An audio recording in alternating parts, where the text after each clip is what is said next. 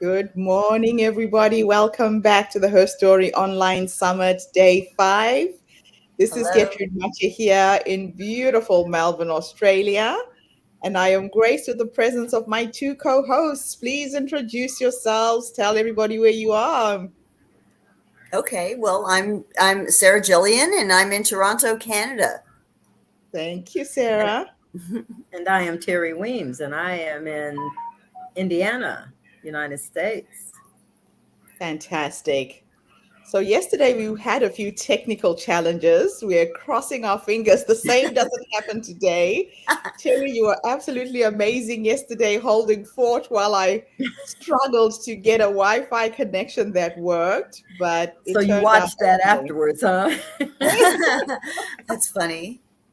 Be interesting to say how you fill that gap. I hope you did some kind of a stand-up comedy routine. I did. I did. Song and dance. Oh, I love it.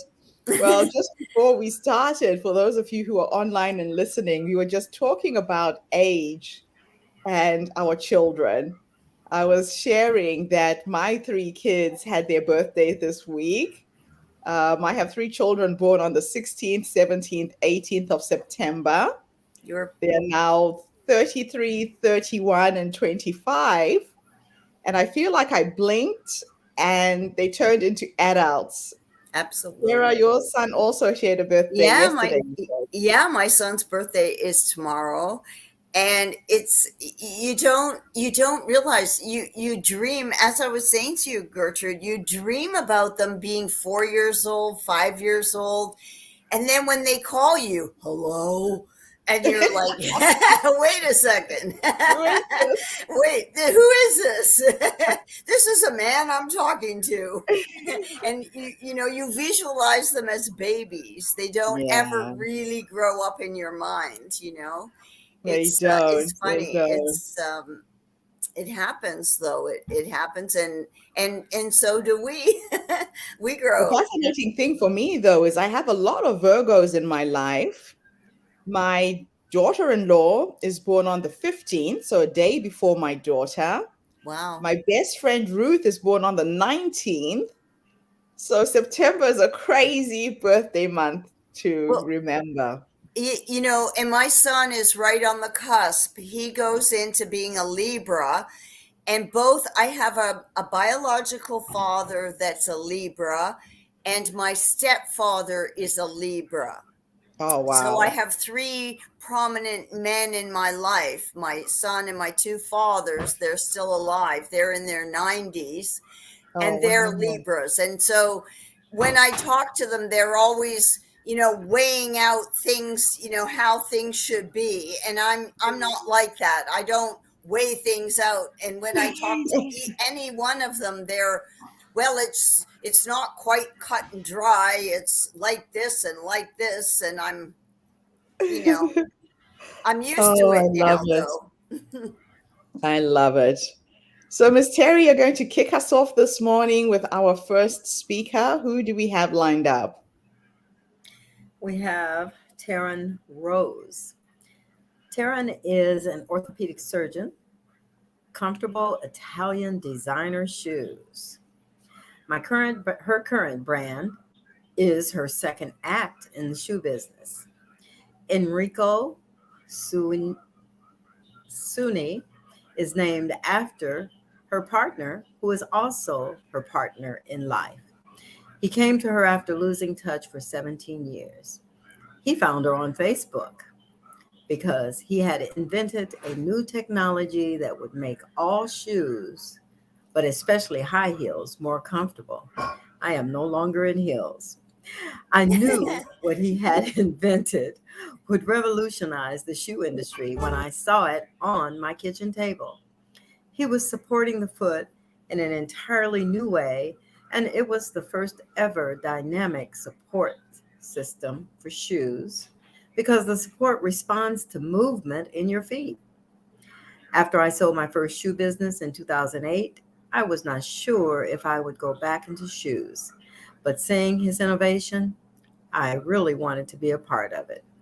I named the technology Aaliyah, which stands for, and that is an acronym, which stands for Active Lift in Alignment. And it has been patented worldwide and is now part of our shoes for men and women. Thank you, Taryn, for being here. I wish I found you before I gave up my heels. Thanks so much, Terry. Let's sit back and enjoy, ladies. You. Hello, everyone. I'm Dr. Taryn Rose, and I'm calling in from Beverly Hills, California. My story is an incredible journey that started in Vietnam, where I was born. And I came to the United States as a refugee at the end of the Vietnam War. I can still remember piling into the transport airplane at the airport and sitting on the floor. And it really struck me when I saw the same images of the Afghans that were being airlifted out at the end of the war in Afghanistan. So we were able to escape, which was so fortunate because many did not, and they suffered so much at the beginning of the communist regime there. We came to a small state in the United States called Arkansas. In fact, the town was called Fort Smith, Arkansas. And it was incredible how my father, who didn't know anyone in Arkansas, was able to find someone that would actually sponsor him and our family to be financially responsible. And how he did it was he is a physician. He was a physician. He's now retired. He said, you know, I'm just going to go to the phone booth and look through the yellow pages and start cold calling physicians that were listed. And he actually found someone who owned the hospital in the small city. And, you know, that's how we got started in the United States. I forgot to mention at the beginning that I'm 55 years old because I don't feel 55. I feel much younger. So my journey has always been about different adventures. I am, as someone said today, a hunter of new ideas and new projects. So after we left Arkansas, we moved to California, and I went to school at the University of California, Irvine, and got a degree in biology and in philosophy because I really didn't know what to do. I was still on the hunt. And because in Asian families, we are really pressured to become physicians, especially if you are the eldest, and follow in my father's footstep, I decided, okay, I'll go to medical school. And it's the path of least resistance. I was actually really good at biology. It didn't take a lot of work for me. So I applied to medical school and was accepted at the University of Southern California School of Medicine. And I entered actually with the idea that I was going to become a dermatologist and start a cosmeceutical company because I've always been entrepreneurial. It's part of that hunt. It's like, what can I grab on as a project to start next, right? And the reason I thought of cosmeceuticals is that during college, I was working at Estee Lauder as at this cosmetic counter, and I loved it. I just thought it was so great to figure out how to market and sell and earn commission. So that was my plan, and of course, things completely changed because that's how plans go, right? And I actually fell in love with the field of orthopedics. I just really admired a particular surgeon who came to lecture to us. And unbeknownst to me, it was a very hard field to get into, particularly if you are a woman of color and if you are smaller. The people who normally get accepted were very athletic white men. That's, you know, they're known as the ortho bros.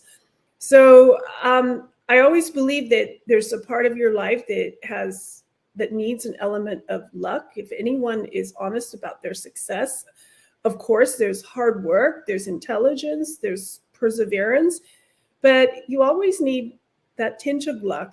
And my luck at that time was that there was a new incoming chairman of the Department of Orthopedics at USC who had daughters. And he said, we have a field of only less than 5% women. Today it's still at 8%, so we haven't made great strides. But for Dr. Patzakis, who was the chairman, he said, I see how my daughters struggle to get ahead in their fields, and I don't want that to happen to the women in orthopedics. And in fact, he and another physician really promoted women in our program. And their rationale was women are becoming 50% of the medical school class. So if we're not considering strong female candidates, we are not getting the best of the best into our field. At any rate, that year, it went from one woman in 60 spots in the program to accepting 3 of us women in our year. Actually 4. Yeah, we had 4. So it was a great increase, and I had such a great education and training at LA County USC. I saw a lot of trauma, and it was incredibly hard work. There was a lot of call, but I learned so much of how to be independent, how to really think for myself and solve problems. And it really empowered me to be who I am today. So during the residency, the training that I had, it was required for me to do a research project. And I decided to do it on diabetic footwear, because when I was in diabetes foot clinic, I saw that so many people were having problems with ulcers and amputations because they were not compliant with their footwear. And the number one reason for their non-compliance was they said, I hate the way this looks. They make me look like, Frankenstein. So I somehow convinced Nike to help me create new shoes that were more aesthetically pleasing. And when we used our newly designed shoes, we were able to show the increase in compliance and decrease in ulcers and amputations in our research population. So it was a very exciting time. And when I graduated, I realized that if I didn't try to pursue some sort of entrepreneurial endeavor, I would really miss the hunt. And it just seemed like a very almost dark future to think, I'm going to go and sort of have a steady job, a very nice life. You can't complain. But still, I was going to miss that excitement of creating something new that the world has never seen before. So I decided I'm going to start a shoe company. And I didn't go into diabetic shoes because I wanted to do something more creative, like in fashion. So because I was I still am, or at least I hope I am, a very fashionable woman, I wore heels throughout the hospital, and I was always sort of fixing them and tweaking them to make them more comfortable. And I realized that if shoes were made for women correctly in the first place, we wouldn't have to go through all of this. And at that time in 1997, the options were you had comfortable but quite ugly and very poorly made shoes, or very beautiful and well done shoes that were very uncomfortable.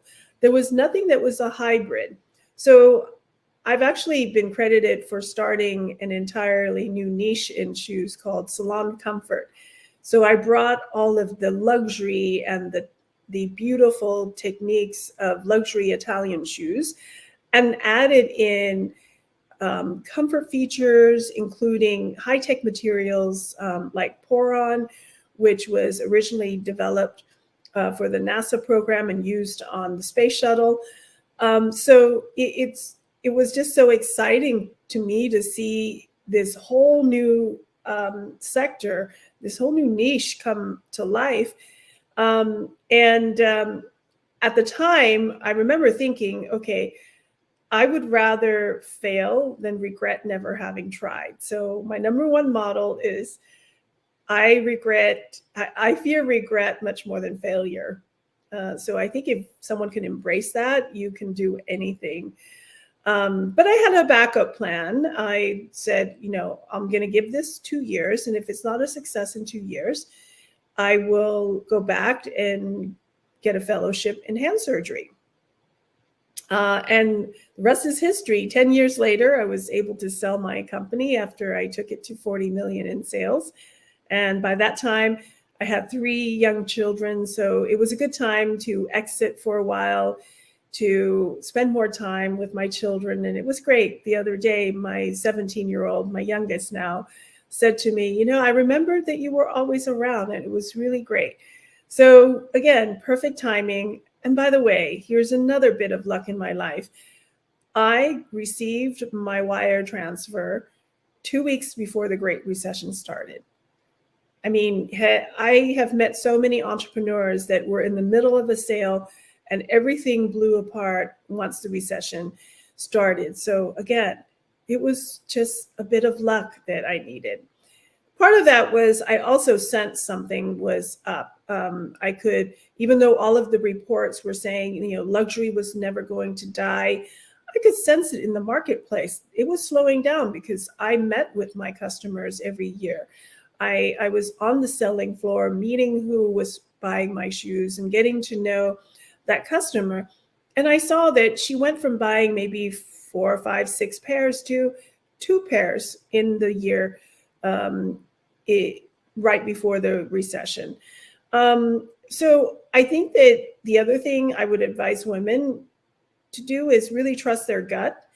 And I remember even calling the lawyer after 6 months of negotiations, and I said, why have we still not completed this transaction? And he said, well, we're still haggling about 3 points, and they were minor enough that I said, you know what, just give it to them. Let them have those 3 points. I don't care, and let this be done. And thank goodness I did that, because like I said, everything was closed and everything transferred 2 weeks before the Great Recession. So I spent a few years just retired, and I had a non-compete, so I was out of the industry, and I just enjoyed raising my children and exploring new ideas. And after my non-compete was over, I received a message from someone from my past that I had met when I was first starting my first shoe line that was named after me, Taryn Rose. And this person is, his name is Enrico Queenie. He was the best friend of the 2 Italian men who helped me in the shoe industry when I first started. They were like the 3 musketeers. And I'd really forgotten about him, but he never forgot about me. And when it was time that he had this invention for more comfortable high heels, he thought of me and came calling. And when I saw what was sitting on my dining room table, I said, oh my goodness, this is the next revolution. I have to be a part of this. This is really going to change how women can wear heels. And I was so excited.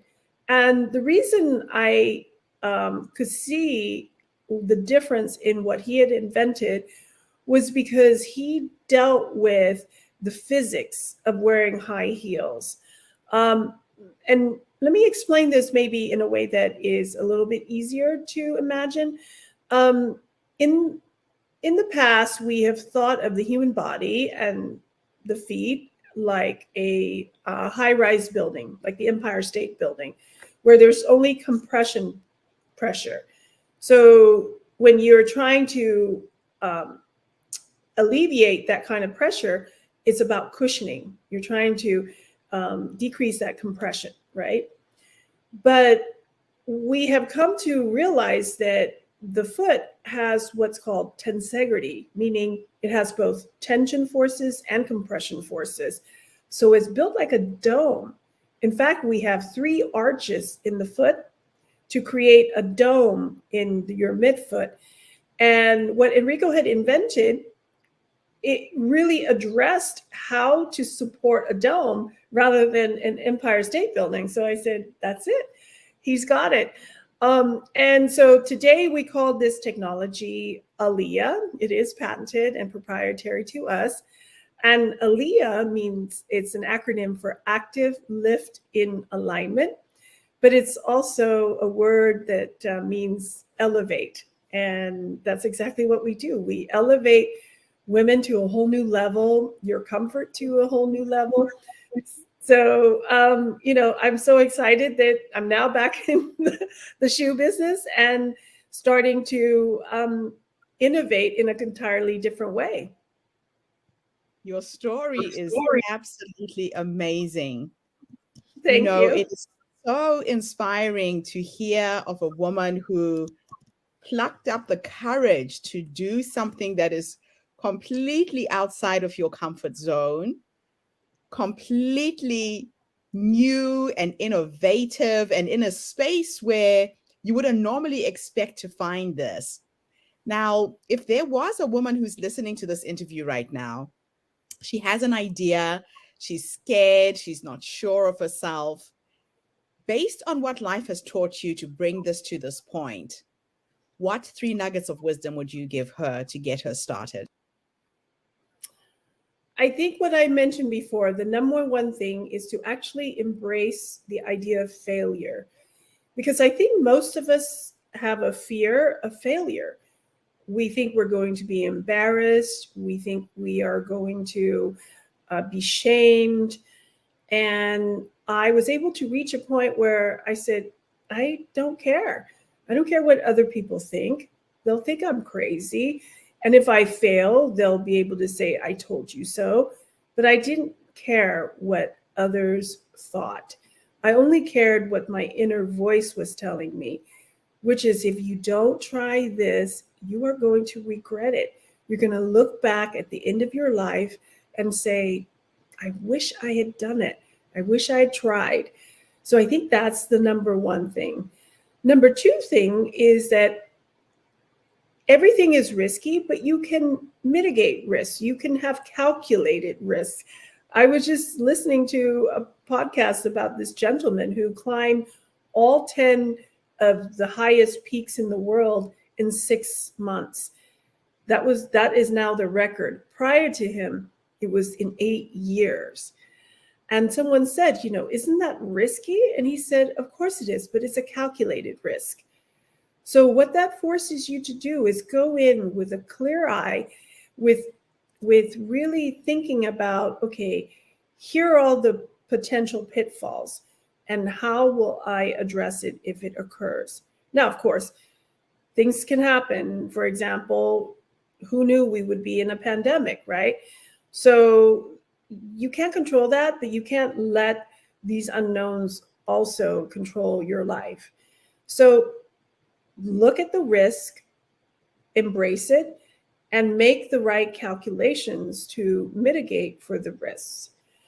And I think the third thing would be to do something that really gives you joy, to really get you excited and stimulate both your intellect and your creativity. That's just nirvana. So I'm very blessed to have had a life where I was able to do that. Absolutely amazing. Now, if I was to teleport you into the future, you're now 100 years old, or maybe 120, based on how you look. You don't look 55 at all. And you could have a conversation with this wise woman who has led you to that point. What would you say to her based on how you're living your life right now? I would say thank you for believing in me. Thank you for not being so critical of me that I think we all deal with that inner voice that criticizes. You're not good enough. You are not smart enough. You are not thin enough, not pretty enough, whatever it is. It's that enough word. Well, here it is. Once you decide that you are enough, that you are the best that you can manifest, and just allow yourself to be and bloom, I think that just takes away the handcuffs that we literally force on ourselves. Um, I I had this idea at one time when I said, being a doctor, you're taught that if you're not the best in the class, if you're not the smartest one in the room, you might not get the position that you want. Or, it's just such a competitive environment. What's great about leaving that is to see that as a leader, you don't need to be the smartest person in the room. You just need to be the most communicative and clear about your goals, and inclusive in the effort, and build an environment of inclusivity in your company so that everyone is rowing in the same direction. And it was actually quite a great relief not to feel like I had to know it all. So I'm very grateful for that. I love that. Now, is there anything I should have asked you in this interview and I didn't? Um, I suppose I have very few hobbies, actually. I joke that I pick up companies instead of hobbies, but I do love to ski. At the age of 40, 42, I was in my first downhill ski race, and I'm very proud of that. I still have the medals. You are always up for a challenge and also doing something that you've never done before, which is just amazing. Yes, Again, and it's never too late. Well, it's never too late. yeah, you really prove that age is just a number. You can start at whatever point you are in life to do the things you want to do. So that That's right. is very, very inspiring. So where can people get these shoes? Do you have a website? Yes, it's called enricoqueenie.com. And our model is very different. You send in your pictures, and we look at your pictures, and we make the shoes made to measure for you. So it's the ultimate in comfort, because it's about our technology, and it's about making shoes exactly for you. If you ask what size am I, it's your size, whatever your size is. We will make it for you. And we study the pictures to make sure that we adjust for, the your proportions. Some people are wider. They have bunions, bunionettes. So we look at all of that, and it can all be done virtual, or we hold events all around the country, and that schedule is on our website as well. Fantastic. So I've got your website playing at the bottom of the screen. Oh, If anybody has got unique feet and you want those custom made shoes that are specifically tailored for you, go onto this website and find out about this amazing brand. Thank you so much for coming online today and gracing us with your presence and sharing this amazing story. This thank you, makes Grace. me want to wake up every day and do what I'm doing when I meet women like you. And thank you to everybody who's tuned in today. I'll be back again tomorrow with yet another amazing guest. In the meantime, have a fantastic day, morning, or evening, wherever you are in the world. And bye for now. Thanks again.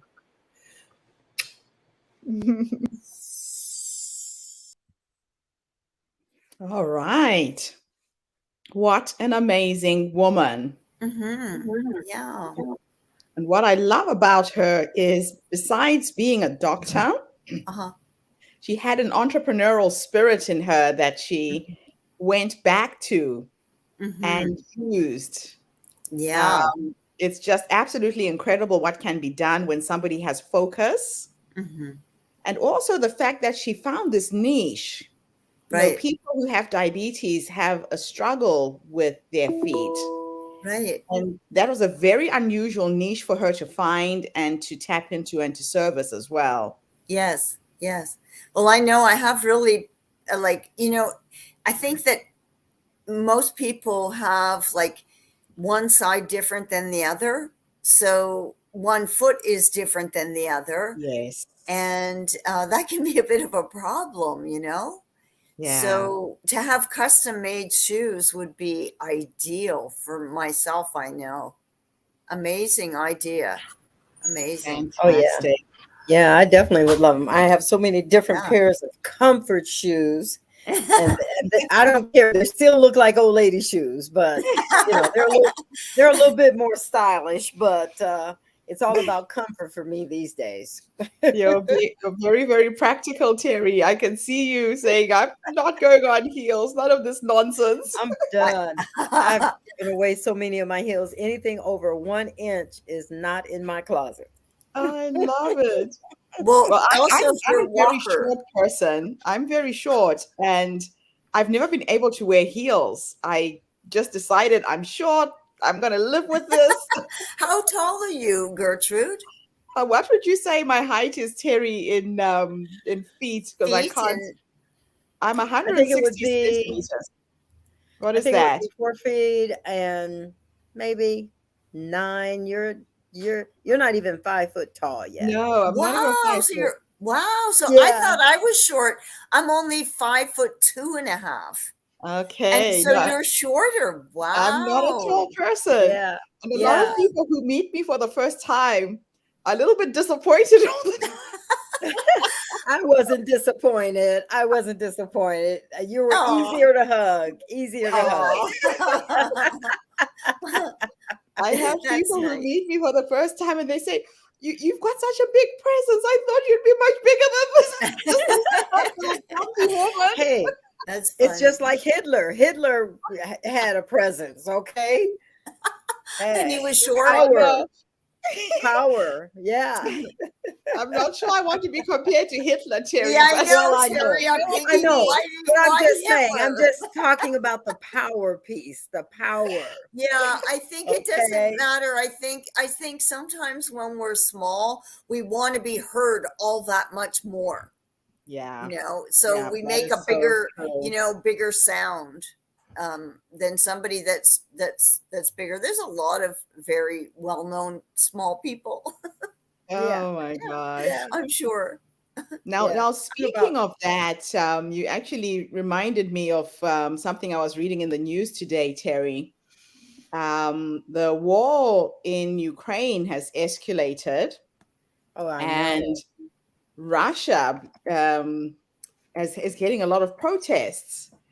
He Oh wants yeah. to deploy 300,000 young men to go to war, and there's Yeah. been anti-war demonstrations in Russia. And People people are are leaving leaving the the country. country. Yes. Mothers Yes. are saying, we don't want our sons to go and die for this war. And so there's been a shift this week with the protests from Russians themselves against the Mm-hmm. war. Mm-hmm. So I woke up to this news and it just absolutely inspired me. The other piece of news that hit me was what's happening in Iran.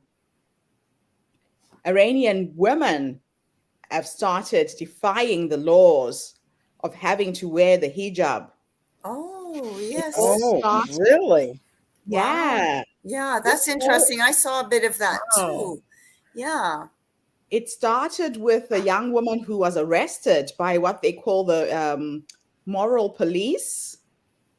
So women, you can't just go in public without covering your hair. And this girl was thrown in prison for Wow. not Right. covering her Wow. hair. Thrown She in was wearing, prison. Oh, wow. Wow. yeah, Yeah. she was arrested for that. That's And now all these women have taken to the streets. They're burning their headscarves. And it's like a Wow. revolution. They It's are like burning the bras, empowerment. right? They're like Yeah, burning the yeah, bras. yeah. they're Wow. taking their They're power back. empowering. Yeah. So just to our Iranian sisters, just want you all to know we are with you. We are behind you. Absolutely amazing to see women taking their power back in this way. It's insane that another human being can dictate how you should look, how you should dress. And What women was have the put up with this purpose? nonsense for centuries. Yes. The purpose Mhm. of hiding a woman in one of the black, the outfits was for what purpose as they left the community? Like if they were to come to another country and still had to wear it, what would the purpose be? To Is it and this is not because I don't know, I'm just saying, My is it understanding is that the belief is that when a woman is exposed, she's tempting men to get sexually aroused. That's where it all stems Right. oh, from. is that's what it's all about? Mm-hmm. Yeah. And Yeah. so women have been forced to dress in certain ways to Mm-hmm. cover themselves Mm-hmm. up. And yeah, women are putting up with all kinds of nonsense. Mm-hmm. And now it's changing. There is a shift. There is something happening in the world with Yes. women taking back their power. Um, So very, very proud of our Iranian sisters. I just hope they are well, safe. Just be safe. how how far along, like, will that lead to a change, or will that It's a lead to start.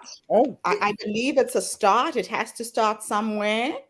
And it starts when women start banding together and acting as a collective force and collaborating. I yeah, yeah. heard that It's they are shutting down social media like WhatsApp and Instagram to try and stop people from sharing the pictures because social media again wakes us up that okay, there's something happening. Let's right, activate, let's join.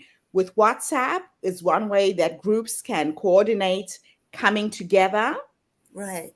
and so it's little things like that that's happening in Iran. And I really think that there's a big change coming. Very, very proud of our Iranian sisters. So we yes, I stand am in too. solidarity with all of you and the work that you have to do to bring about change for yourselves, for your daughters, and your granddaughters as well. Mhm. Yes. All right, we'll move on, ladies. So, Terry, our next speaker, you tell me and I'll line up the video. Well, let me see here. Okay. Um, oh, one that we didn't get to yesterday. Uh, Mhm. Kia Shanti Scott, Okay. Marshall Scott. Yeah, we didn't make your next choice your best choice. Okay. You want to read her bio, Terry? Okay.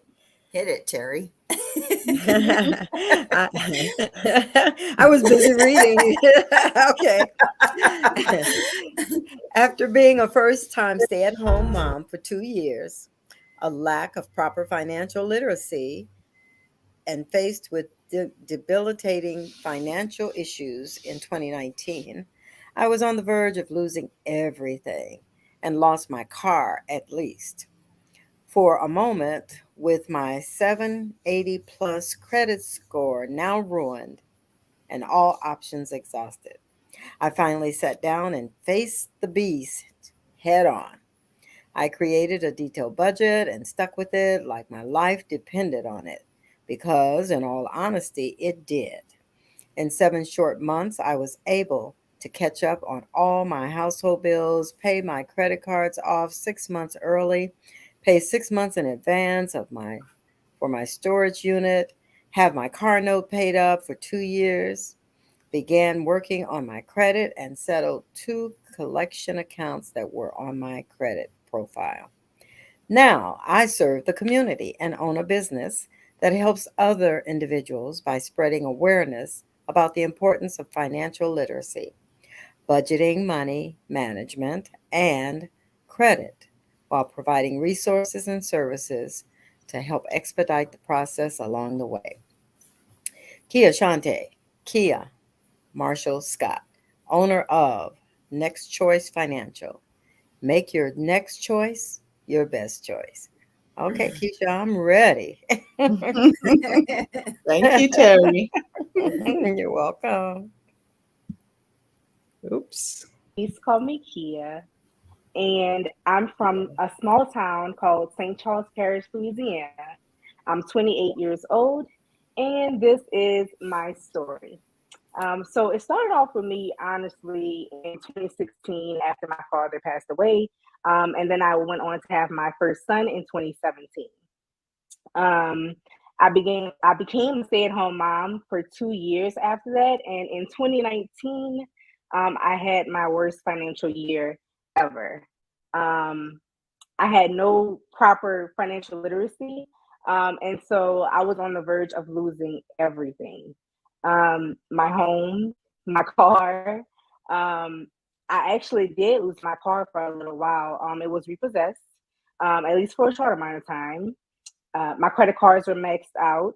My almost 800 credit score, 789 to be exact, was now ruined. I had pretty much no other options. And so in that time, I was blessed to be able to have get hired for a temporary job. Um, and so I knew that in this time, this was my chance to sink or swim. Um, and so I also want to mention that in my first week there, I found out that I was having my second child. So just to add a little sprinkle on top of all of the financial issues that I was dealing with, I did find out that I was pregnant with our second child at that time.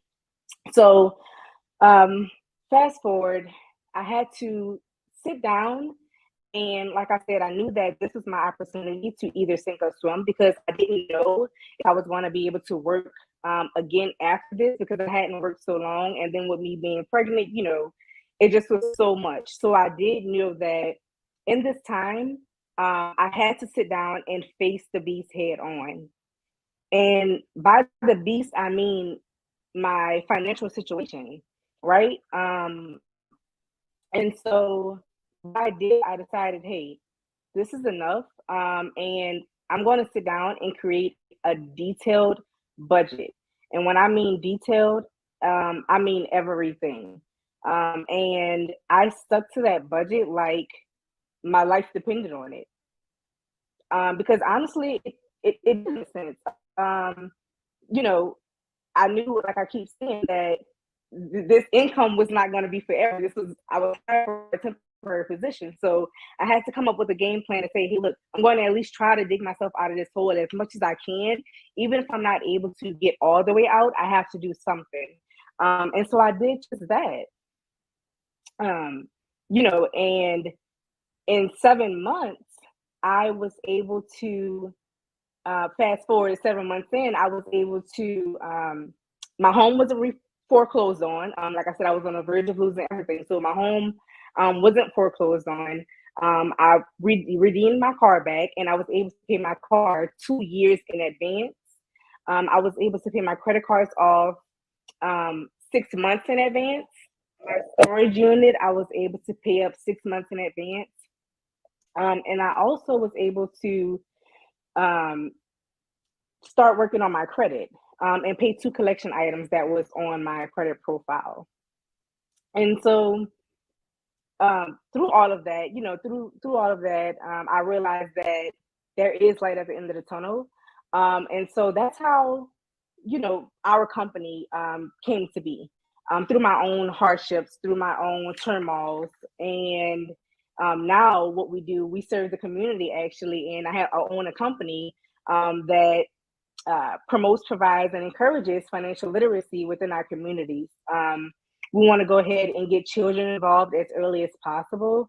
We also want to educate the adults, right? And older people, because like myself, I wasn't taught financial literacy, at least the proper way. So we're here to spread the knowledge about that, and the importance about that.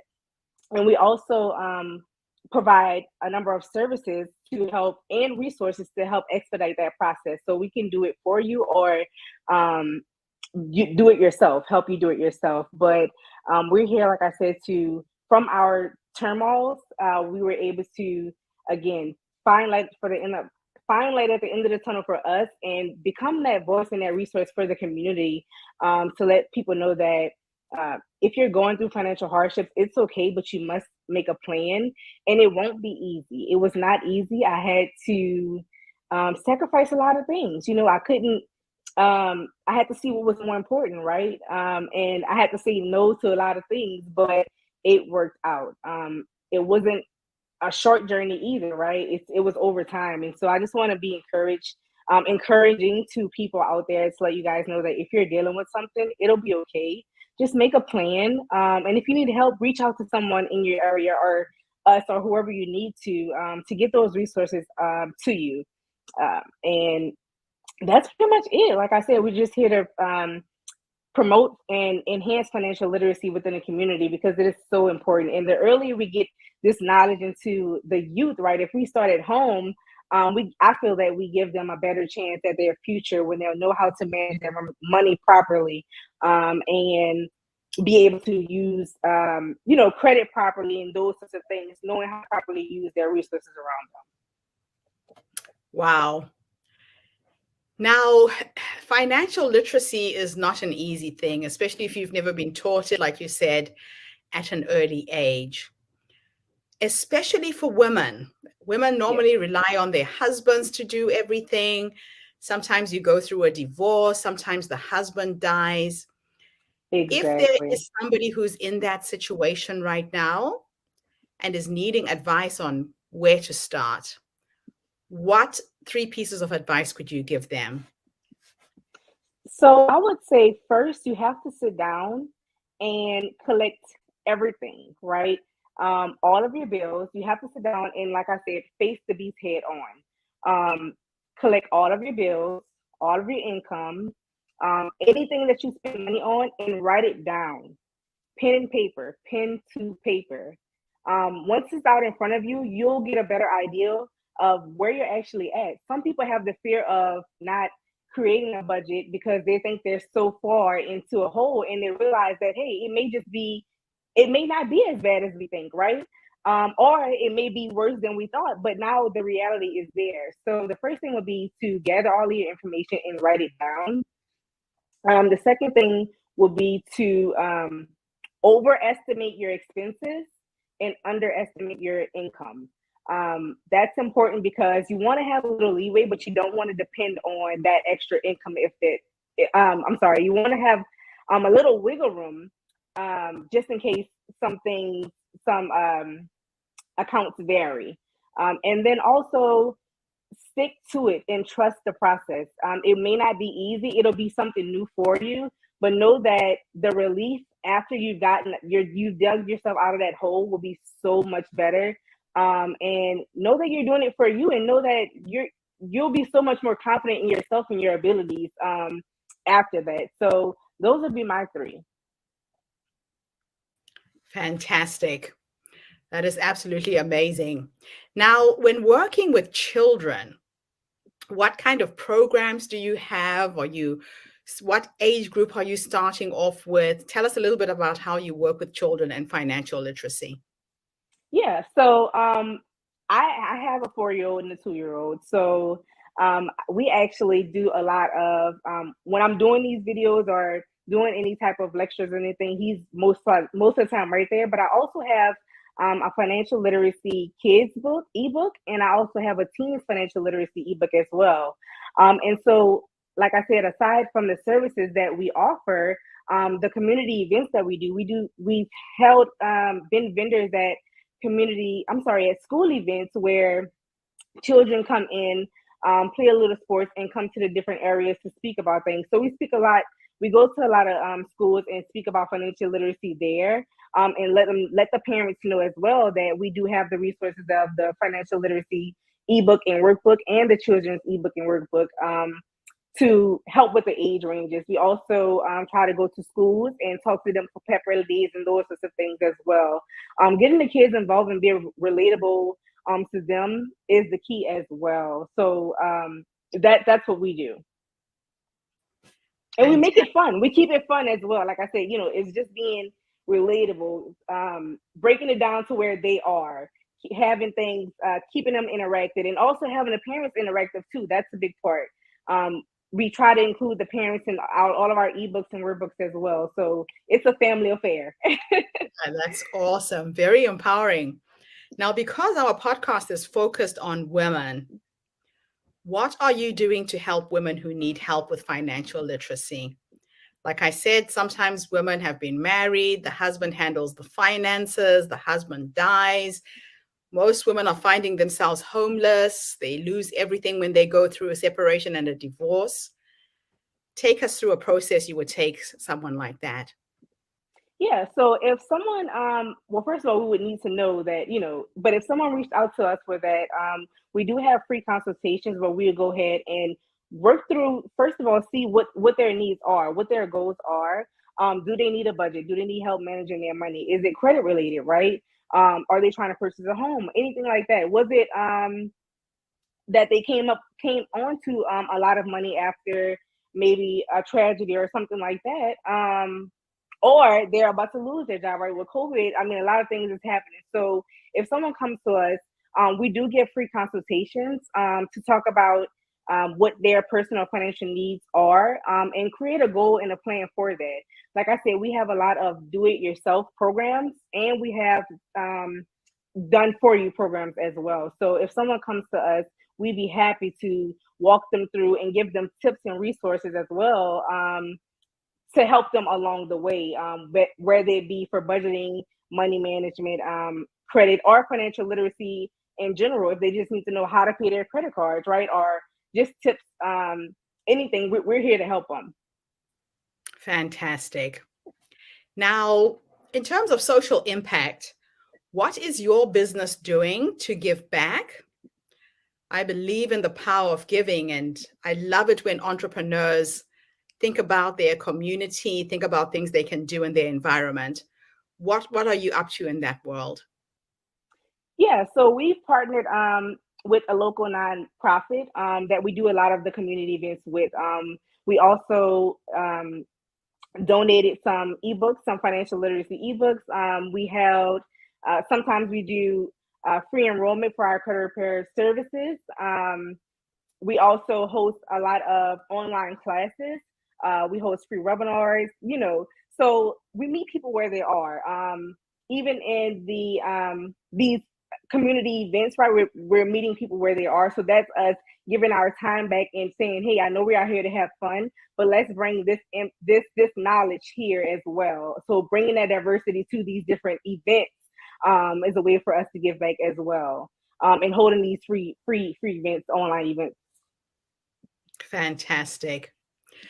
So what is your vision for the future in terms of your business? If I was to say to you in 5-10 years time, what is your dream? What is your vision? My dream and vision is to have a financial literacy program within schools, definitely starting in Louisiana, to have some type of system or program dedicated to financial literacy. Even if I also want to, of course, have a brick and mortar, so that in the community, so that people can come in and have resources at the tips of their fingers, and we can be more reachable. And I just see us expanding and traveling to different areas, being a guest speaker, talking about our story and empowering other women, and just being the change that we want to see, because that's really big for us.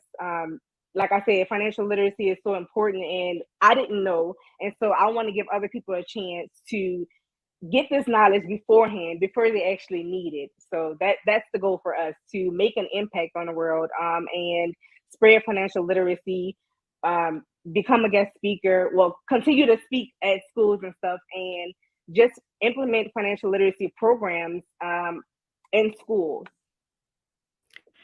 That should actually be a prerequisite for every school. Yeah. Yeah. Interesting that it's not there. So you have a beautiful niche that you can There's tap right into. there's actually only 25, I believe it's 25 states that has a financial literacy program in the United States right now. So like I said, I'm being the change that I want to see. So That's we're working at beautiful. it, and we're going to get it done. Fantastic.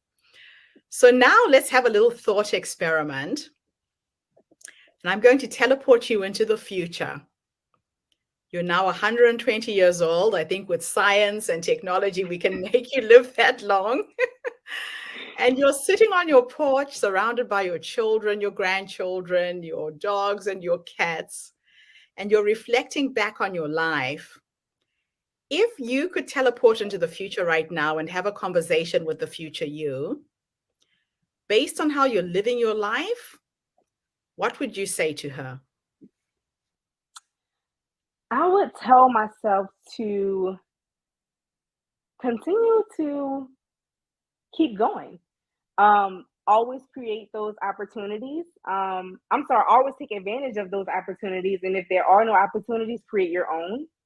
Um, Always make your next choice your best choice. That is our slogan because it goes with, I mean, everything in life.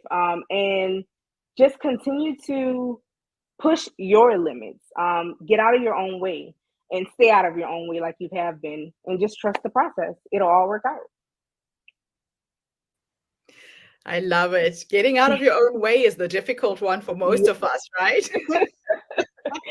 Yes. Now, is there anything I should have asked you and I didn't? What are your parting thoughts with this interview? Um, I don't think there's anything that you missed to ask. Like I said, I just want to reiterate that if you don't know much about financial literacy, I do suggest that you go ahead and do some research. Even if you don't know or um, think that it can help someone else, do it for your children, right? Do it for yourself, because the more you know, the more you'll grow, really. And so knowledge really is power, and there's a lot of misconceptions about, especially in the credit realm. There's a lot of misconceptions out there, and so just do your own research. If you need help, again, find those resources in your community, or you can reach out to us at Next Choice Financial. And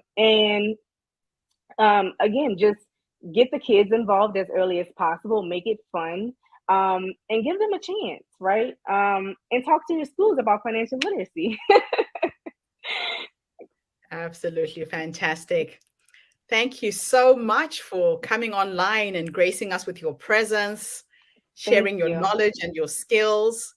If anybody out there is needing help, if you have young kids, go onto this website, nextchoicefinancial.com. Reach out and find a mentor, find a coach, find somebody who can help you. Do it the easy way. It doesn't have to be hard. There's professionals out there, experienced people who can handhold you every step of the way. So thank you so much for this interview. Thank you to Thank you so much for everybody. having me. And thank you to everybody who's tuned in today. I'll be back again tomorrow with yet another fascinating guest. Have a fantastic day, morning, or evening, wherever you are in the world. And bye for now. Thank you. Thank you.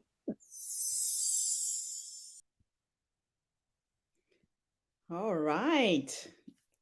Yet another stimulating conversation. Absolutely amazing young woman. It's interesting what happens when somebody goes through a traumatic series of events. Women in finance, it's always been a big issue. Sometimes we rely a little bit too much on our men folk to help us with the finances. I have a lot of friends who are widowed, separated, divorced, and they suddenly have to face the world of finance on their own. So Mm-hmm. I love what she's done with her organization. Yeah, yeah, it's quite interesting. And also to cater to children, to have that aspect, because really those kind of things you start learning. If you start learning them young, they're just ingrained into you, the knowledge, you know, if you Yeah. have to have that responsibility. And And the younger you can start, the better. yeah. Mm-hmm. We have our sister in Nigeria chiming in. Lovely to see you there. Ola Wekemi. Awesome, awesome, awesome to have you with us. And she's just saying that's great work to Kia. Mm-hmm. Miss Terry, what are your thoughts? You might notice that you're muted, Terry.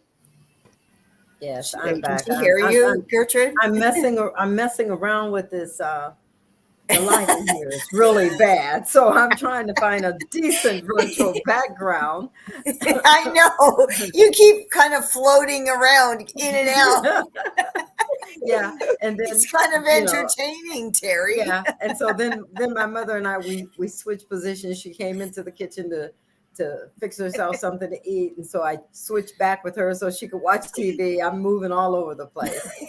But having been in finance myself, as I am a business education by profession, by training, but for over about 10 years, I worked in the accounting area, okay, for a major automobile company.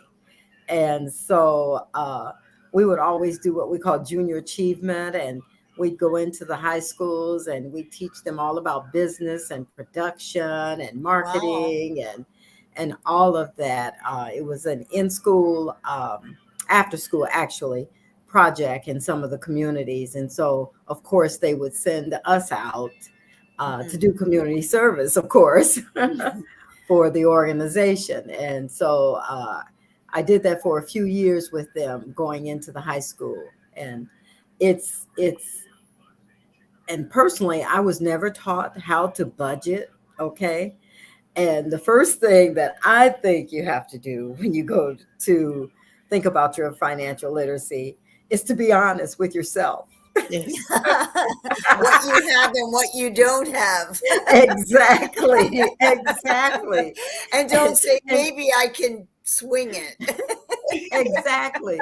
And so you're sitting there and you're like, That's my problem. Oh, I can it swing it. almost, I can get those shoes. Oh, no yeah, yeah, it problem. almost brings you to tears, you know? And Yeah. you're Oh, like, oh my yeah. gosh, I can't do that anymore. Oh, So, no. I know. Nobody so really it is. wants to accept that. No. Exactly, exactly. Because a lot of times when we go to college, the first thing they give us is a credit card. They're just like, I here, know. take this money. I No. mean, you know, and then you go crazy, but then you have to pay. You have to, You have to you pay it know, back. Yeah. yeah, And those yeah, interest charges aren't nice. yeah. No. And had I No. learned financial literacy prior to going to college, I'd probably be, you know, a lot better off. Right. Oh my God. Yeah. And so sometimes you just have to live and learn and make those mistakes so that you don't make them again. And if you do make them again, try not to make them again and again and again. I mean, it's really Yeah. difficult. It is. Yeah, I it's think almost like only financially. give yourself 3 strikes, okay? Only 3 Yeah. strikes. Well, Get over it after the 3rd one. I'm finding now my bank will send me a message saying you're over your budget. And I'm like, wow, how do you know what I'm doing? Like it's creepy almost, but they're starting to watch people maybe to help them, you know. Yeah, my bank does the same thing because Yeah, you can because actually they're put afraid you're in. going to run out and Yeah, run out of funds or so yeah, they sort of keep you posted yeah. on what's going on. They even ask you, you know, they look and see where you're spending your money and they really graph that out. Oh My yeah. bank does. Yeah. Oh yeah. Yeah, they show you a little thing, a Oh, dial yeah. of okay, you've Mhm. spent too much on groceries. You're going into, entertainment too Right. much or whatever you're doing. And it's like, hey guys, were you shopping with me or you're watching me? It's very creepy, but Yeah, it's like that I big brother know. syndrome. oh, definitely. Definitely. It's Yeah. Big Brother at the bank. Oh my gosh. Wild. Absolutely wonderful. So before we go on to our next speaker, Terry, and I'll get you to line up the bio. We're going to hear from Daniela. Before we go there, again, in solidarity with our sisters in Iran, I went online and I've just been looking at the images of all of these beautiful women protesting. Wow. I wonder if you can see this as clearly as I can, but I'll just Mhm. scroll through some pictures. This is very inspiring. This says the hijab is just an excuse to defy Muslim education. These are women in Germany who are wearing as supporting well, them. supporting their sisters Oh, outside. nice. Yeah. Iranian women are walking unveiled as they say no to the Wow. hijab. Wow. The Taliban forced the hijab decree despite the protests. Threats to judges shows extremists hijacking hijab brow.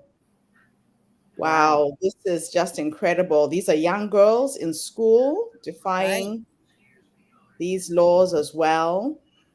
I love this one. Gosh, look at the expression on that woman's face. Right. This is what happens when women collaborate, band up, and I wonder if they have other clothing, to wear. If they've been told that they've had to wear this all their lives, to go out shopping in Iran for a woman, would it be limited to just those outfits, or where would they underneath go? underneath the outfits are Underneath. normal clothes. Mm-hmm. They just cover Mm-hmm. up when they go outside. So Oh, when so you're they in your do have. home, you don't have to wear that. Oh, okay. Mm-hmm. Yeah. Wonderful Yeah. work, ladies. Absolutely wonderful. Yes. Yes. All right. And there's another comment from our sister in Nigeria. Thank you, thank you, thank you for being with us today. All right, Yes. Terry, it's all yours. Let's hear the next bio while I line up the video. Okay, you said Donella Jones. Yes, Okay, and I believe it's Danielle. Jones is a Danielle. certified nutritionist and wellness strategist who is dedicated to service and helping exhausted corporate women manage stress and eat for energy, focus, and confidence. Danielle has a background in customer service, sales, and business specialist roles. Danielle's career expands in several industries such as banking, retail, insurance, and IT services. With this background, Danielle was able to see and experience the struggles of being healthy in the workplace and also the importance it plays in your performance in work and at home. Danielle has a holistic approach to health and wellness with not just what you eat, but mindset and your environment as well. With a strong background service, analytics, and in management, Danielle is a great coach and strategist for women in corporate and in business. Women hire Danielle because of her implementable strategies that help women get healthy in their own way in order to remain consistent. I dare you to start a nutritious journey with Danielle to live a happier, healthier, and more productive life. Thank you, Danielle. I'm going to accept that dare. Well, listen. Well, listen. Thanks, Terry. You're welcome. You. There we go. Hello, everyone. Hello, Gertrude. Thank you for having me here. My name is Danielle Jones, and I am in Tampa, Florida, originally from Texas. I am 34 years old, and my story is a bit crazy. We can start with I'm from Texas. I have lived in Texas most of my life. My dad was he was in the military, so we moved around a bit, but we still ended up back in Texas. Grew up the rest of my life in Texas, moved to North Carolina for a bit, and decided I wanted to come back. Fast forward, that is when I found a really great job. I finished school back in Texas, and then I actually ended up getting married. At that point, that's when we decided to move because then he was also in the military. And so we decided, he got stationed to California, San Diego, California, to be exact. It was beautiful. San Diego is such a beautiful place to live. There's all the hiking, biking, trails, the beach, and perfect weather 365 days of the year. So loved it, enjoyed it there. Within that time, being married, when you're married to someone in the military, you are apart a lot. During that, more than half of the time that we were there, we were apart. So that led to then him getting ready to get out of the military. Then we purchased a home in Arizona, out in Buckeye. It's right outside of Phoenix. Decided to move there, purchased a beautiful home, had a dog, with a pool in the back, all the things that, you're supposed to do. And with that, we kind of, during that time, he was gone on deployment. And during that time, we actually decided to divorce. And so that was just, it was very devastating after you purchase this home, you're doing all the perfect things that you think you're going down the right path. And it just didn't happen to be that. So at that point is when I decided to go out during our divorce time. I didn't have it mentally in me to decide where I wanted to live. And I was talking to one of my friends. All my friends were completely supportive, friends and family. I couldn't ask for anything more. And with that being said, one of my friends was like, why don't you go nomadic? I was like, nomadic? Like, what does that even entail? How do I do this? How do I do that? And so what I did it. I put everything else that I didn't sell in the home in storage. And I put my car even in storage in Arizona. And I booked a one-way flight to Houston, Texas. That was actually where I started my nomadic adventure. And I didn't even have a hotel booked that night. So I had to, as soon as I went to go drop my car off at the storage, I was like, hey, is there a hotel near here that you think I could stay at? And so I found a Marriott, stayed one night, got up early, caught my flight, and I began my nomadic adventure. What ended up being, I want to say 8 or 9 months. And it was absolutely amazing. I stayed with my friends. I got even closer with my friends that, you don't get to see as much. I got familiar with different cities in Texas and across the US, just deciding where I wanted to live. It's the first time I ever did something like this, or having this freedom to decide where I wanted to live. And I did it all in the South because I don't like the cold. So I ensured that I visited all the warm places to decide if that's where I wanted to be.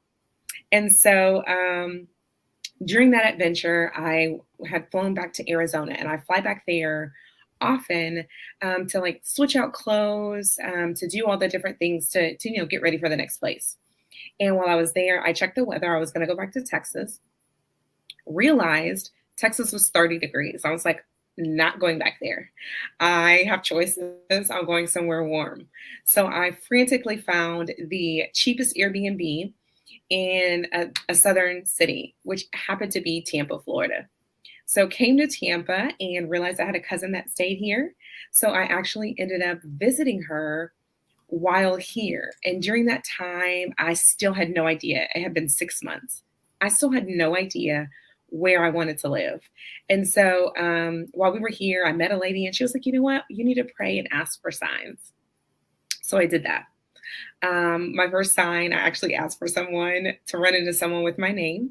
And it actually happened the very next day that I asked for that. And I was like, you know what? That's kind of too soon. I don't think that's not my real sign.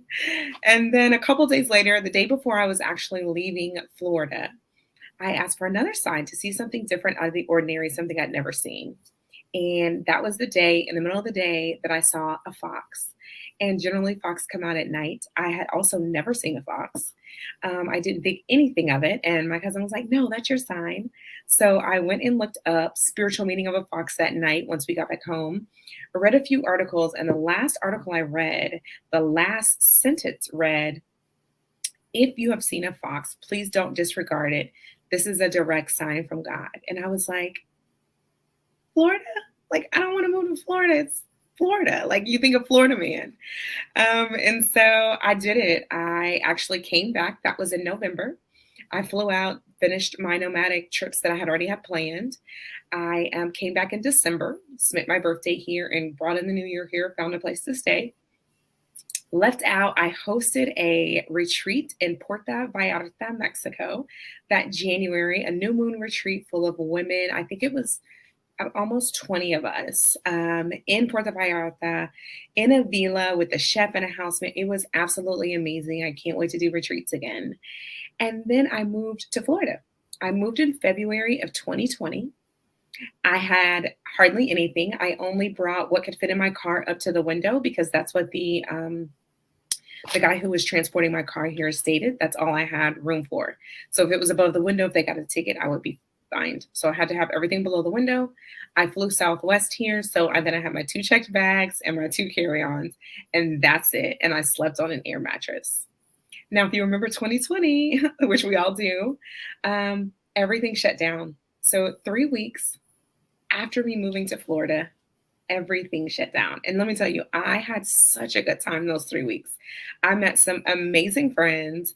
My cousin had me out and about, and we were just really enjoying life because we didn't understand what was about to happen to us. It was the true meaning of live your life like it's your last, because you don't know what's going to happen next.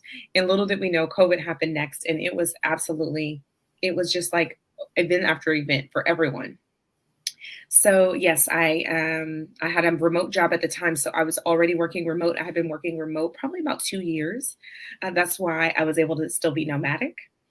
And 3 weeks in, everything shut down. And I was a person that didn't have tissue and needed it. So I had to wait in line at Sam's for an hour. And I actually got tissue one of the days. So that's actually happened to me. After, being here for 3 weeks, everything shutting down, I think that was February. By when May comes along, my job lays me off. And I was like, great. Of course, it's the best time to be laid off during a pandemic, all the assistance programs, all the things, but it's still not a thing that you want to do. And I just was like, wow, I was taken back, like the breath was knocked out of me. Like, what am I going to do next? What am I going to do? And me being a certified nutritionist, I kind of just put myself in that business for a little bit. I created an ebook and sold recipe books and really just put myself out there in that way, as well as I was applying for jobs. Well, 3 weeks after that, I ended up getting another job, a full-time job, and it was a great opportunity. I learned so much in that job. And it was actually based here in Tampa. We had a hybrid work schedule. Of course, when we first started, we started at home, and then we had a hybrid work schedule. Great company. Everything was great for me for the time. But a year in, I felt like there was no growth for me. I didn't see any opportunity. And I really believe in manifesting. I had a lot of things on my vision board at the time. And this wasn't it. This wasn't one of the things on my vision board. This wasn't the career path I wanted to go in. And so I had to kind of figure that out. And during the time, it was just a lot of praying, a lot of meditating, really trying to figure out what's next for me. And at that time, that is when someone slid in my DMs on LinkedIn for a job opportunity. It was very similar to what I was doing, and it had opportunity for growth. And so I took them up on the offer, had no idea about the company, looked up the company, and then realized that it was a great company. I was like, oh my gosh, this is like legit. Let me see. And so applied for this company, went through the hardest interview process I've probably ever been through. And I got the job. And it took me about 3 weeks to get the job. And I was just completely like, wow, this job was sent to me. The income bracket that it was, they offered me it was like a $10,000 income bracket. And I was actually at the very top of the income bracket. And I just couldn't believe that they offered that to me. And I knew that I had manifested that for myself. And it was just beautiful. In the meantime, I did also forget to mention that in May, while all these things, this is 2020. So all these things were happening. This actually happened into 2021 is when I decided. This was a year into the other job. 2021, the May of 2021 that I forgot to mention was my grandmother passed. And that was a big devastation for my family. She was the matriarch of the family. She held everything together, everyone together. And it was just a huge blow. For some reason, I was able to still move on, although I was really, really sad. Because my grandmother had been around ever since I was little. She babysat me. I never had to go to a babysitter. I was always either with my grandmother or my great grandmother. And it just was, we just had a very special relationship. We talked, we were actually getting ready to invest together. And so when this happened, it was such a very, it was unfortunate event. But for some reason, I still had this happiness and this joy. And part of me was like, this is what she would want me to do. She would want me to move forward. She would want me to do these things. And so that was in May. And in July is when I actually got the job offer. Someone found me, slid in my DMs on LinkedIn. And it was just an absolutely very much manifestation because I had not applied. I hadn't even begun applying. I just put it out there that I wanted a new job. And so that actually, it just ended up being a true manifestation of what I wanted. Got the job, got in training. 2 weeks into my training, 4 months after my grandmother had passed, it was like 4 months and 8 days, I got a call on my mom's birthday. And I actually had text her, happy birthday. I got a call and it was my mom was not responding. She was not responsive. And I was like, okay, call me, when you get to the hospital. Mind you, I just started my job 2 weeks ago and I'm in training. And I get a call back. And that was it. It was like, Danielle, she's gone. My sister called. And that was a huge devastation. My mom was my absolute everything. So to experience that right after my grandmother, right after I just have felt literally the happiest that I have ever felt in life. And I literally had done a post on it on social media. Literally, I think that was 2 days before my mom passed. And once she transitioned on, it was just a huge, like someone hit me in the stomach. And it was just me just trying to figure it out, me just being able to get out of bed, me having to figure things out and work still. I still need to work. I still need to support myself and take care of myself. And I still have this nutrition business where I'm helping women get healthy. And I'm going in the exact opposite direction. And so it really was a true test of what I had been coaching. Now I had to coach myself. And since then, it's almost been a year since my mom transitioned, and so much has changed. Am I the most happiest I've ever been? No. Will I get that happy again? Absolutely. Grief is such a journey, and I've learned so much about myself during this time. I've learned to trust. I have to trust myself now and not call my mom for advice. I have to trust the process and trust the universe. And I've never had to be this trusting in myself or just in things that will happen. You just know they're going to work out for you. And so everything that I have coached and have been coached on and have been, practicing, I'm actually putting into practice now. Oh my gosh. Your story is amazing. These last 2, 3 years have been extremely challenging for most of us. Like you, I lost my mom in 2020 as well. Haven't even gone back to Zimbabwe to see where she's buried because of COVID. So I'm going in August. And a lot of women, a lot of people are struggling with all of this change. If you could go back and give yourself 3 nuggets of wisdom, advice, when you were in the middle of all of this, losing your grandmother, losing your mom, the upheaval with your marriage, what 3 nuggets of wisdom would you give another woman who's in a similar position right now? The first thing I would say is grace. Give yourself the grace. There's no right or wrong way to go through it would be the second thing. But definitely you need the grace so that you're not so hard on yourself. I'm very ambitious and I'm very driven. So the grace part was really hard for me. And so grace, I say that. Two, again, the second thing is there's no right or wrong way. So don't feel like it has to be a certain way. I'm a Southern woman, and so you feel like you have these Southern values, and you have to live a specific way, and things are supposed to be done a specific way, and it's just not. And three would be definitely everything is working out for you, and it always will. That would be the third thing. And just continue to tell yourself that and coach yourself that in every day, because you're going to have those moments where you're just down and out. And if you can just tell yourself that everything is going to work out, it always does. I love that. I can see that you are a law of attraction student. I am too. I get signs from the universe. I am guided as to where I'm supposed to go, how I'm supposed to do things. Some people don't really understand the law of attraction. You talked about your vision board. I used to have a vision board. I used to map out everything I wanted to try and do. Let's talk a little bit about that, because it is a fascinating way to live, knowing that the universe has your back. Tell us a bit about the law of attraction and how you've used it.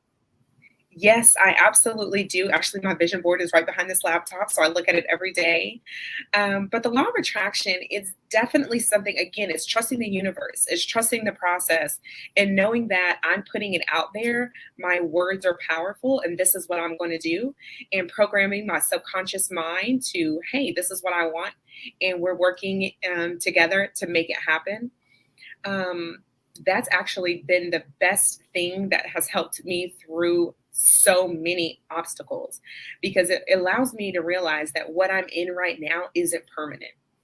It's always going to be ever changing. We are always going to evolve. And our life is going to be very much like a roller coaster. It's going to go up and down, but it always, always works out the way it's supposed to, and for our good, or better than what we could ever imagine. I love that. Yeah, life is a roller coaster. I mean, they say that the only constant in life is change, that everything is changing all the time. And once you accept that as part of the rhythm of life, it becomes easy to go with the flow of things. Now you're this nomadic being going from place to place, living your life, making a living online. What has that experience taught you? Because a lot of people are stuck in places. They're too fearful to go out into the world. Give us some advice on how to be a digital nomad and what it's done for your life. The best thing it's done for me is to be able to go with the flow, and don't have any expectations. Really just put it out there. What do you want to do, and just do it. When you are so uncomfortable, they always say get comfortable being uncomfortable. That's what the nomadic life is. You're going to be uncomfortable. You're somewhere where you've never been. So a lot of places that I would stay, I would put myself somewhere where it was walkable. And I would walk to a local coffee shop. If there was a local one there, I would walk to the Starbucks and literally just put myself in very, uncomfortable situations. I was doing this by myself. So I was doing solo travel, kind of in the same thing. So the thing is, just get uncomfortable. There's people, when you meet people, it's not as scary as you think. No one knows that you're alone. No one knows that you're nomadic, and you just have these great organic experiences. Some people that I've talked to for hours, just because I walked into a store, a different, unique store. So it's definitely something not to be afraid of. If you're afraid to try it, in your country first. Go away for a few hours away, take a road trip and do it by yourself. And when you put yourself in those situations and you're open to whatever life has for you, you just learn so much about yourself and so much about other people. It's such a good experience. I love that. It is truly a very liberating way to live. Well, this has been an absolute honor interviewing you today. Thank you so much for your time, for your wisdom, for living life to the full. I'm pretty sure your mother and your grandmother would be so proud of how you're living your life and just getting on with it, right? By you living fully, you're celebrating their lives. Thank you so much, Danielle. It's been an absolute pleasure meeting you. And thank you to everybody who's tuned in today. The Her Story movement is attracting some pretty phenomenal women. Come back again tomorrow when I interview yet another amazing guest. In the meantime, have a great day wherever you are in the world. And bye for now. Thank you again, Danielle. Thank you. I appreciate it so much. This has been great. Bye. Wow. All right. Another young entrepreneurial type. Very young.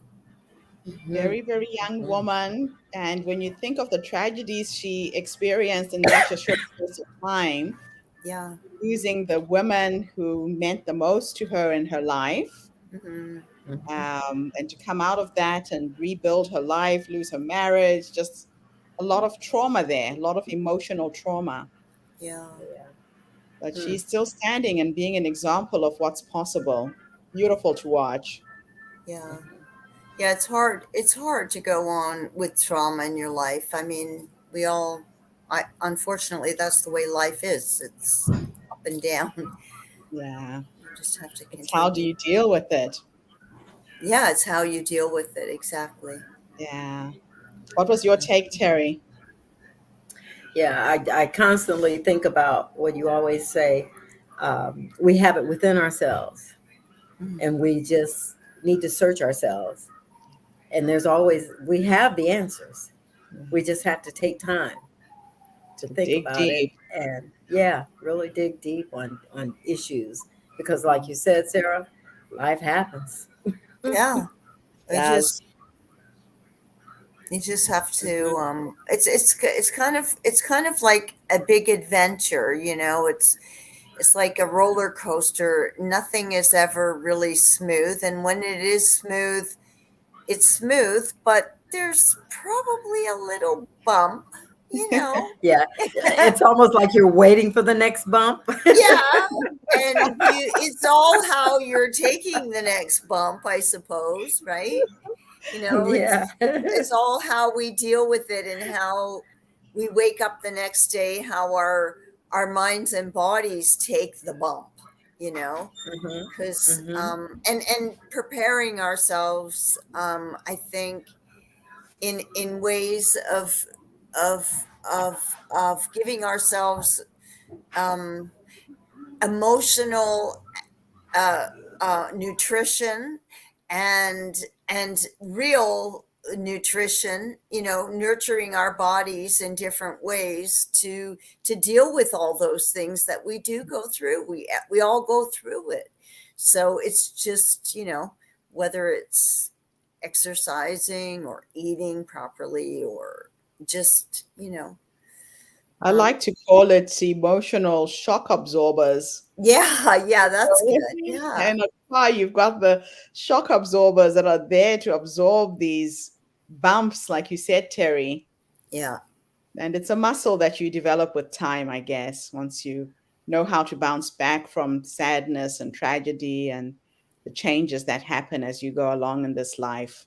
I think you're right. And I think being, not seeing yourself as a victim, but seeing yourself as an adventurer, oh, okay, so what's coming next instead of, oh my God, that happened. This is going to happen too, it's all in attitude. I really think. And if you take it a certain way, it affects you in all different ways. So it's all, and it all starts in your mind, I believe. And it seems to be a theme that's really running through our presenters today. Yeah. The previous lady who was going blind, her whole attitude to what was happening to her. This is going to be a fascinating series of speakers. So we've got the next one lined up. You're going to read the So bio. I'll have to put my professional glasses on to read this. Okay, so this story is Roots in the Clouds: Coaching Training for Human-Centered Leadership. And this is Dimple now I can't pronounce this, Del Habia, her path to becoming a leader of leaders.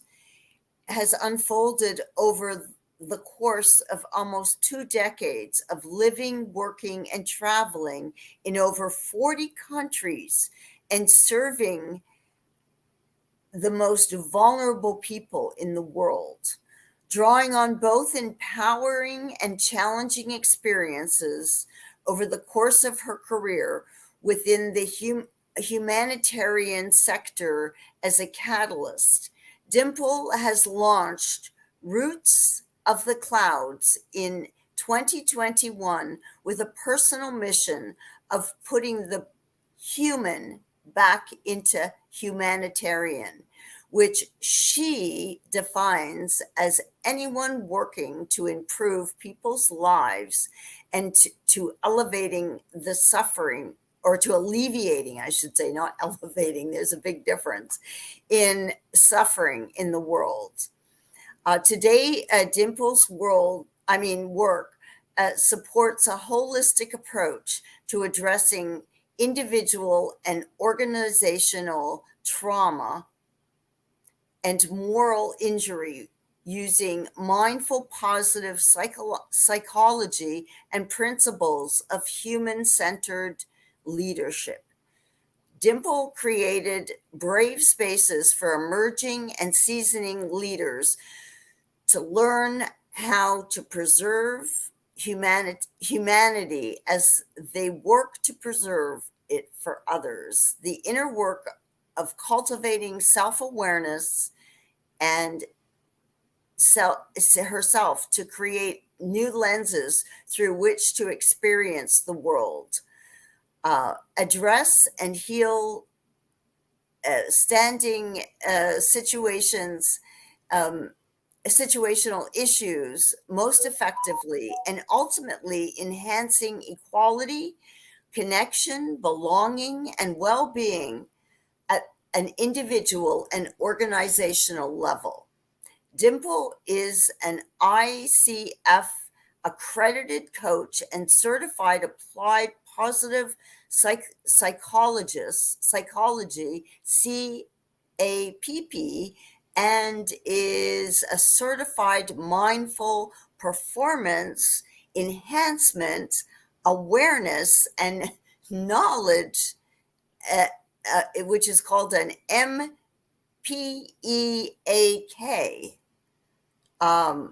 She has a JD from the University of Denver College of Law, and a BA, an A, not a BAB, but an ABA in institutions and politics, and a PPE degree from William Jewell College and also Oxford University. So she's very well schooled, this girl. To say the least. She has quite the qualifications for doing what she's doing. Fantastic. Thank you so much, Sarah. What a mouthful. We'll launch into our next presenter. Thank you, Sarah. You're welcome. No problem. Thank you so much for having me. My name is Dimple Dabalia. I am 47 years old. I am based in Alexandria, Virginia, in the United States. And this is my story. So I spent 20 years in government service. I just left that role last August to step into my own business.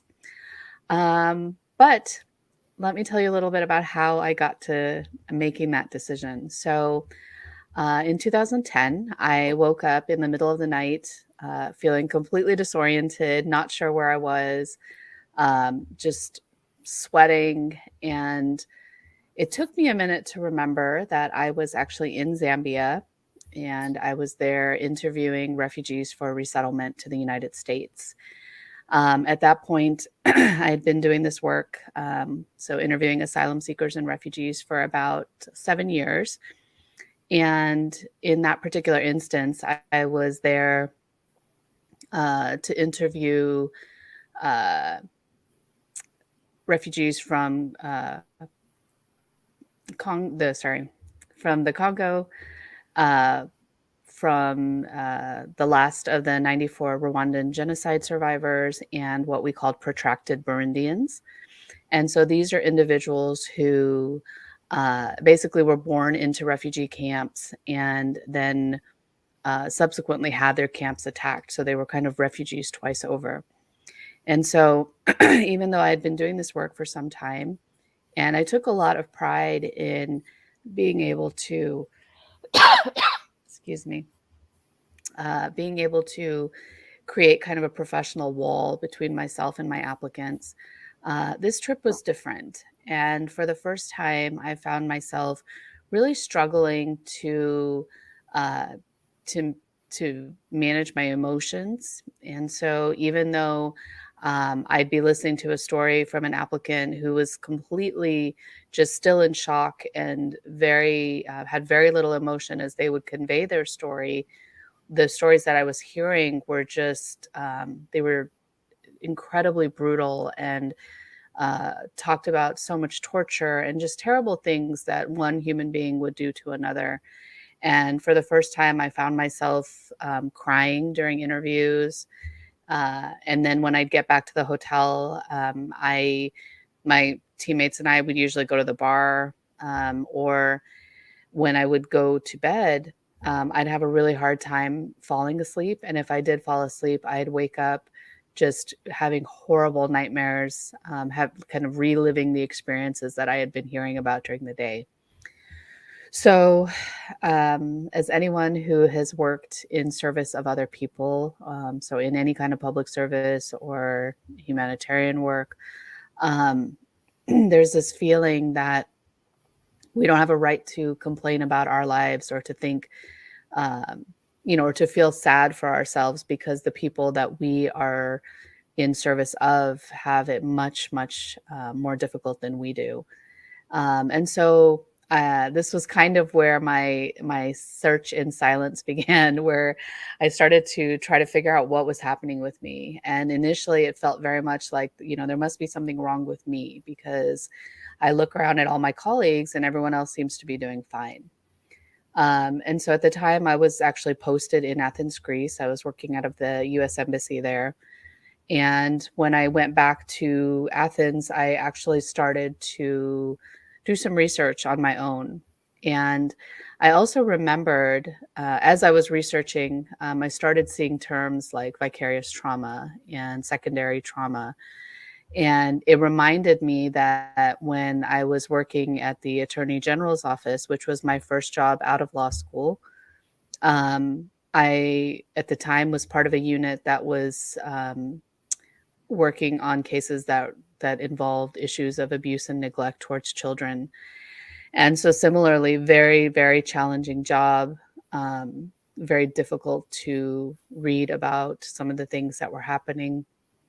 And so my boss at the time, he knew the impact that the work could have. And so he had our unit go through a vicarious trauma training. And I was a brand new attorney. And I remember thinking at that time, like, why do we need this? I don't need this. I can do this work. I can eat a sandwich while I'm doing this work, which probably should have told me like that's not actually really healthy. Um, so as I was doing this research, a full like decade had passed now, and I'm in Athens, Greece, where I'm living, and I'm looking things up, and I remember like, oh, okay, this is something that I have been told happens when you do this kind of work sometimes. And the more that I researched, the more I saw that, oh, actually in my field, this is actually very common that people start experiencing vicarious trauma, which is basically where you are experiencing the trauma that you heard somebody else describe. So now that I had a name for what I was experiencing, it was much easier to start looking at, well, how do I fix this? How do I, change this so that I can keep doing this work that is really important to me? And so um, that's at the point where I got introduced to mindfulness and really started looking at how I could integrate more mindfulness into my life to help me kind of navigate the trauma. Because the other piece of this was that this was not something that you talk about in the workplace. Mental health was not something that you ever talked about in the workplace. And it carried a lot of shame and a lot of stigma with it. And so I ended up going back to getting rotated back to the United States after my assignment in Athens was over. And when I came back, I was speaking to somebody else who had also been posted overseas. And I realized through that conversation that, it made me start thinking about the fact that if I'm experiencing this, I'm not likely to be alone. And like I said, I had already done all this research that was telling me that this was very common in the field. But I knew that people in my organization weren't talking about it. So I kind of made it my own mission to start talking about it and to start working towards removing some of the stigma around mental health issues in the workplace, especially given that these kinds of things like vicarious trauma and moral injury, like these are common occupational challenges in any line of work where you're working in service of another human being, because that work is just messy and it's challenging. And so um, over the next couple of years, I was in a position where I could actually have a platform to start talking about these things. And I was actually overseeing a group of individuals who were helping to prepare our teams to go out into the field.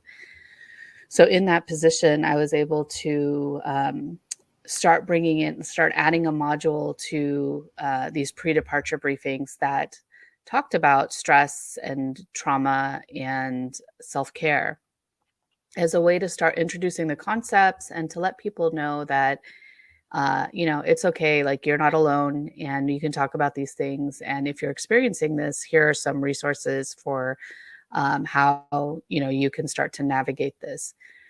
And then after a couple of years, I ended up being given a role as a field office director in New Delhi at the embassy there. So I went back overseas. And so even though I was now leading the charge on mental health and well-being, I was not following my own advice. And so when I moved to India, it was at the height of the refugee crisis in 2015. And I was traveling all the time. And in between, I was coming back to my office, and I had the largest overseas immigration office. I was responsible for that. And we covered 8 countries in the region. And so there was a lot of stuff happening. And so in between my trips that I had to go on, where I was leading teams out into Pakistan and Sri Lanka to interview refugees, when I'd come back, I'd have all these other things that I had to deal with in my office. And so the stress of that was a lot. But to top it off, I had no social support. And so the combination of those two things just really started to get to me. And so within a few months of getting to India, I got sick and I just wasn't getting better. And so almost like 6 or 8 months after that, I went home for the holidays. And when I was home, I went to see my doctor, and he took one look at me and he said, "Oh, okay. Well, here's what's happening is your body is actually starting to attack itself because of the stress. And you need to come home now, or you may not come home at all."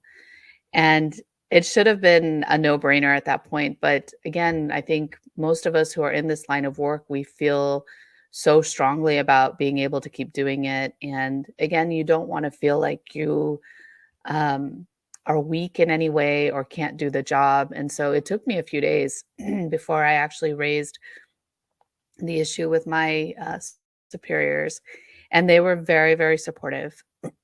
But ultimately, I made the decision to curtail my assignment and come back to Washington, D.C. And that was one of the hardest choices I ever had to make, because I felt like I felt like I had failed, that I had completely, given up on something that I had never left a job before. I felt like it reflected poorly on me.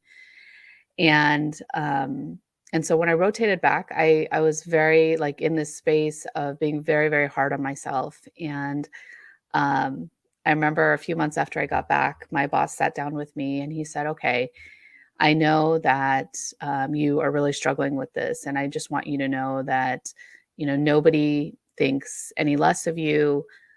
You did what you needed to do for your own health, and that's perfectly fine." And he said, "You're a leader in this organization, and we need you to lead." And that was really helpful. It helped me to kind of step back and look at, how I was handling things in that moment.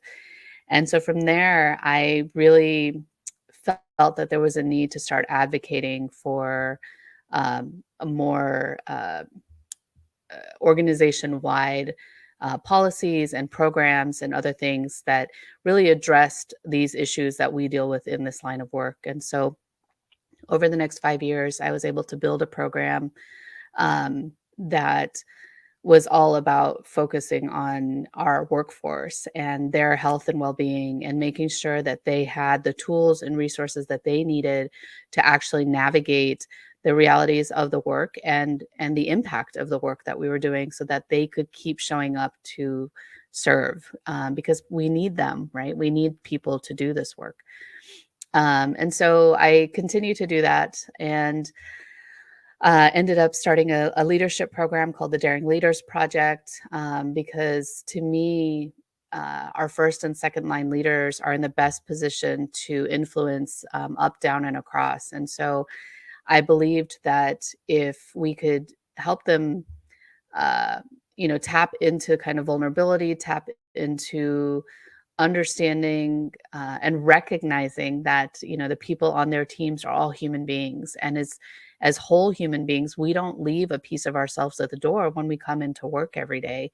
And so if I have something that's happening in my health or at home or whatever, it's probably going to impact how I'm showing up at work, and vice versa, especially in this line of work. If I have a case that's really challenging, it's probably going to impact how I'm interacting with people at home. And so I really wanted to help leaders start to approach their leadership through a more human centered model, where you're looking at all the people around you as other human beings and connecting with them on that level. And so, so I did that as well and had some really great success, and started bringing more mindfulness programs into the office. And then I had a personal tragedy, which was that my mom passed away unexpectedly, and it just upended everything for me, because she was my best friend, and we were so close. And but the thing that came out of it was that I was able to really kind of take stock and think about what was really important to me, and being able to help other people. So for all these, so I've always known I was meant to be in service of other people. And so for, the first 10 years of my career, that was being in service of the world's most vulnerable populations. And then, or sorry, the first 15 years of my career. And then the last five, I really started to pivot even within my own field, so that I was still in service of, but now I was in service of the people who were in service of others. And so, yeah, and so I stepped out on my own to continue that work from the outside. Wow. What a journey you've been on. Yes, Absolutely inspiring. thank you. Now, for people who are in the field of empowering vulnerable people, one of the things we do forget to do is to put the oxygen tank on us first. And it Yes, sounds to me like you found out the hard way, you were absorbing it and not even aware that the impact of these stories was really getting to you. So, if you could give someone three nuggets of wisdom, somebody who's listening, who's in the field doing the work, based on what life has taught you up until this point, what 3 nuggets of wisdom would you give them so they can better handle the work stress situation? Yeah, thank you. That's a great question. So I think the first thing I would say is that, again, just practicing some self-compassion. Like, we are not perfect as human beings. And I think most of us who are in any kind of most of us show up every day wanting to do our best, right? And if we can understand that the people around us are also trying to do their best, but we are going to fall short at times. And so the more that we can practice compassion towards ourselves, so that's turning kindness towards ourselves, the more that we are going to be able to show compassion to others when they need it. And I think that compassion is more important than ever in our world right now. So that would be the first thing. Um, I think the second thing is just that, again, understanding that as a whole human being, like, all of the parts of life that you have are all interconnected. And so when we think about how do we take care of ourselves, right? So it's so important to cultivate self-awareness. And so the more that we can start to become aware of kind of our mind body connection. So noticing when, oh, I've got these weird kind of butterflies in my stomach. What's happening that's making me feel this anxiety? Or, so understanding kind of how our thoughts and our emotions tie together with our body um, is, I think, incredibly important. But the other piece of that is when we talk about self care, a lot of people associate self-care, first of all, there's this misconception that self-care is like it's frivolous, it's fluffy, it's, bubble baths and tea and that's not at all. Like, if that's what makes you feel good, that's great. But self-care is so much more than that. It is there's several buckets to self-care. And so when I talk about self-care with people, we talk about mental, physical, emotional, spiritual, um, relational. And so we have these different buckets. And so at any given moment, it may be that, okay, maybe my relational bucket is actually low right now. And so I want to, you know, engage in some self-care practices that relate to that.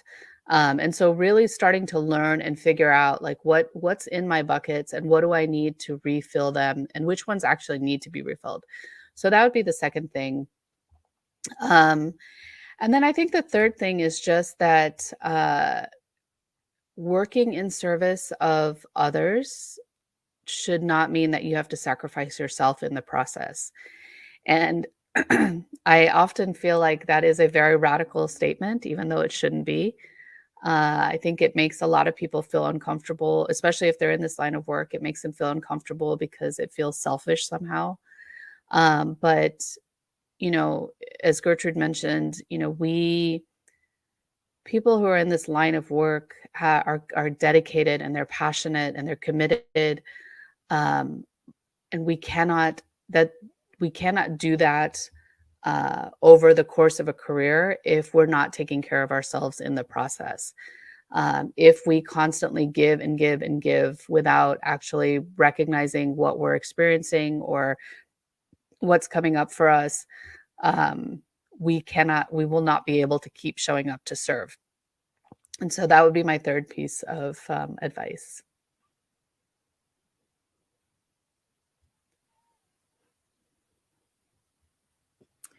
We share something in common with regards to the loss of our mothers. I lost my mom in 2020, had just lost my dad the year before. And in dealing with the grief, it is quite a process to work through it. What have you done to navigate that space to take care of yourself so you can be able to continue with your work? Yeah, thank you. That's a beautiful question. So grief is so complex. And, I think that what I'd say to a lot of people is I think as a global community, we have experienced more grief individually and collectively than we have in probably any of our lifetimes. And so we're grieving the loss of life, which has been immense, especially through the pandemic. But we're also grieving the loss of life as we once knew it, because everything has changed. And I think we have to grieve those things. Um, a lot of the original kind of writings and teachings on grief were all about kind of the 6 steps and things like that. Um, and that, I think most of us who have experienced a significant loss know that grief does not operate it that way at all. It is 100%, like we go a little bit forward and then we come right back. You go a little bit forward, you come right back. And so a part of it has really been learning to tune into my feelings around it and really being okay with experiencing them. And I had a friend who recently talked about we were talking about grief, and and I was just reminded that when we feel that level of pain and sadness, that grief, really brings out in us, it's often a reminder that we had an immense love that was there, and that continues to be there, which is why it hurts so much. And so in terms of how I'm navigating that, I honestly, I take it day by day. My mom passed away unexpectedly in 2019. So it's been 3 years now, but I can be in the kitchen, which is where we spent a lot of time together, and something will remind me of her, or I'll walk through a room and I'll smell something and I'll be reminded. And so part of it is grace, giving yourself a lot of grace to navigate that. And when you're encountering other people who are grieving, I think this is very challenging sometimes too, where we don't know how to be, right? Most, especially in the West, Western culture does not teach us how to grieve and how to be with others in grief. And empathy is so important because you don't have to have the right words. It's just about being in presence with that person and being in empathy with that person so that they know that you are there. You're not trying to fix it for them. You're not trying to change anything for them, but you're just going to be there with them. And that is so, it goes such a long way. I totally agree with you. Sometimes you just need a friend just to sit in silence without exchanging words, just being fully present to your experience. So, now with your work, tell us a little bit about Roots in the Clouds. What is it you do? How are you supporting other people? Thank you. So, Roots in the Clouds, the name comes out of my mom used to say to me, "Don't you want?" I used to travel all the time. And so she used to say, "Well, don't you want to just be in one place and plant some roots?" And that used to be the scariest thought to me to be in any one place for a long time. But uh, it's this idea that, we can plant roots no matter where we are. It's about connection. So, it's about connecting with the people wherever we are. And so my business is all about connection. And at the moment, I support organizations and individuals. And so for individuals, I do a lot of one-on-one coaching, um, and different workshops and things like that. And then for organizations, similarly, I can do coaching with leaders, group coaching, workshops, and oftentimes some strategic planning and consulting around creating spaces of equity and belonging in the workspace. And so um, I like to say that I operate at kind of the intersection of leadership, culture, and belonging, because I think that as human beings, we have a inherent need to belong in the world.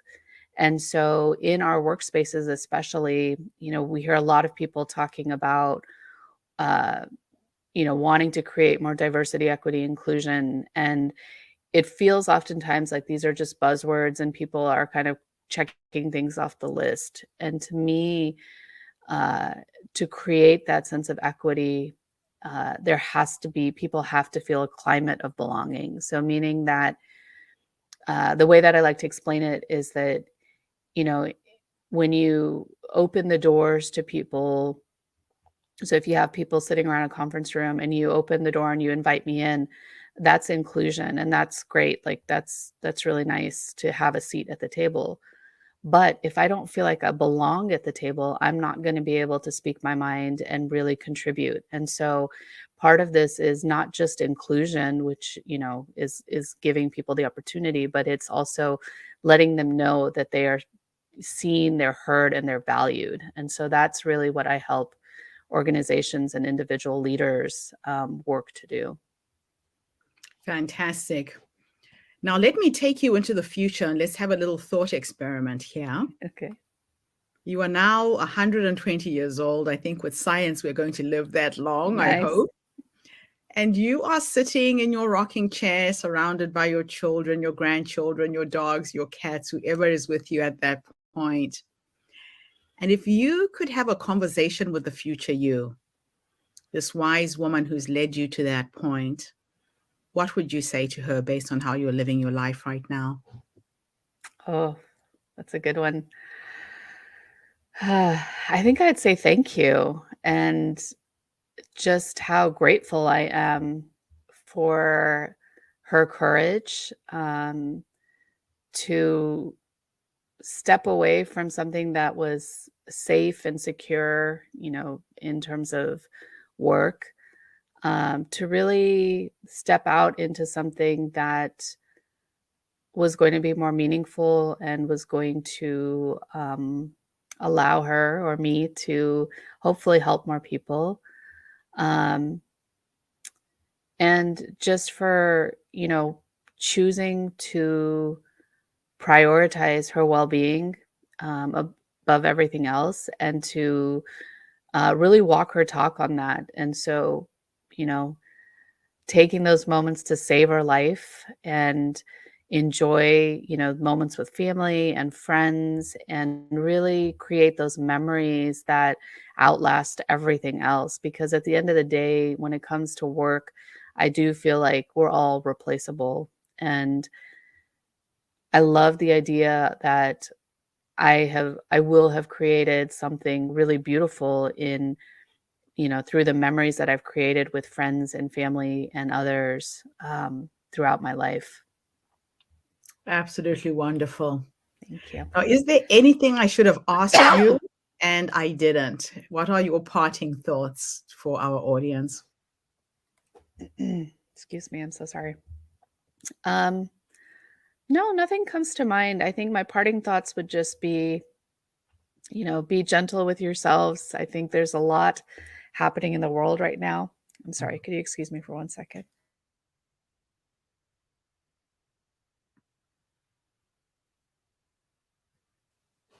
I've had a very long day of talking today, so Oh, shame. yeah, I think there's a lot happening in the world right now. I think that, as I said earlier, the self-compassion is so important. Yeah. And so the more that we can just be kind to ourselves, hopefully the more we will be kind to one another. So Awesome. Thank you so much for gracing us with your presence today and your wisdom that has come through this interview. And thank you to everybody who's tuned in. The Her Story movement is attracting some phenomenal women who've had fascinating life experiences. They're sharing these stories to uplift, inspire, motivate, and energize. So tune in again tomorrow when I interview yet another fascinating woman. And if you need help, please go onto Dimple's website, connect with her, get the support that you need to keep your work going forward and strong. Thank you again, Dimple. thank you. Bye for now, everybody.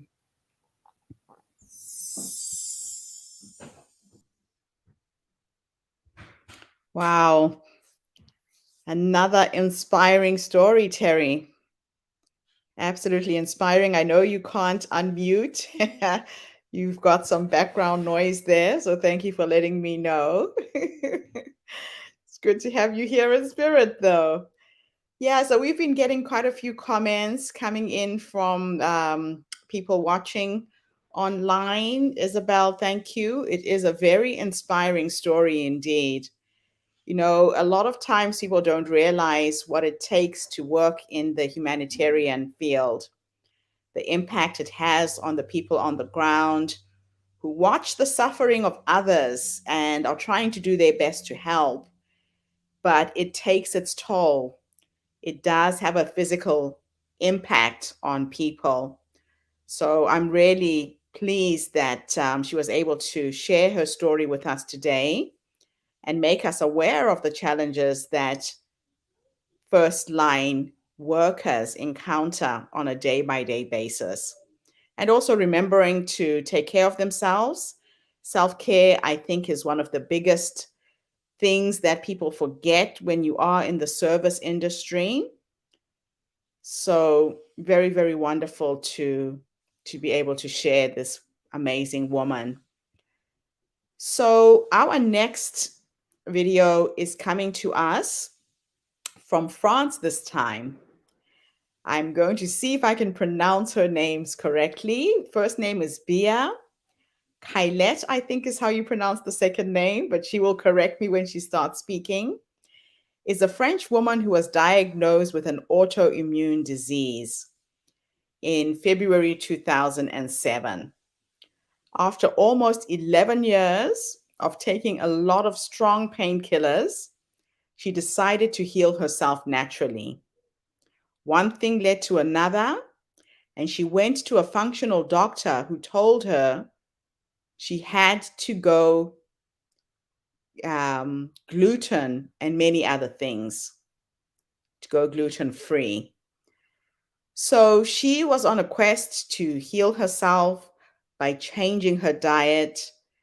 She ended up creating her own gluten free recipes.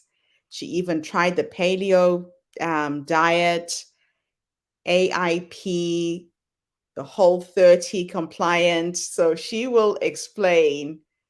She then became an integrative nutrition health coach, a certified gluten free practitioner. Wow, absolutely amazing what can happen when you are trying to solve a problem for yourself and you end up finding a way that you can empower other people who are suffering the same way that you are. So, Bia, you are our first European speaker for this summit. Thank you for sharing your story with us.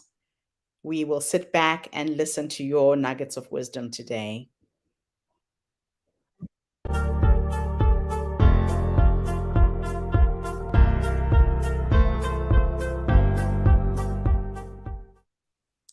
Hello, everybody, and welcome back to the HerStory TV and the HerStory podcast. This is Gertrude Mache here in beautiful Melbourne, Australia. And today I am graced with the presence of yet another fascinating young woman. Welcome, welcome, welcome to our tribe. Please tell everybody your full name, where you're based, how old you are, and share your story with us today.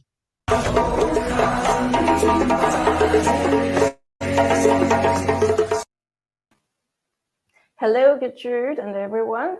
I'm BKG from Paris, France. I'm 40-year-old. I'm the creator of the blog Go Healthy with B, where I share both my story with an autoimmune disease and my gluten-free recipes. Well, back in 2006, just a few weeks after I started my career in a CPA firm, I started to have very, very painful back pain, especially at night, to the point that I couldn't, stay lying down. So it was really, really hard to sleep at night.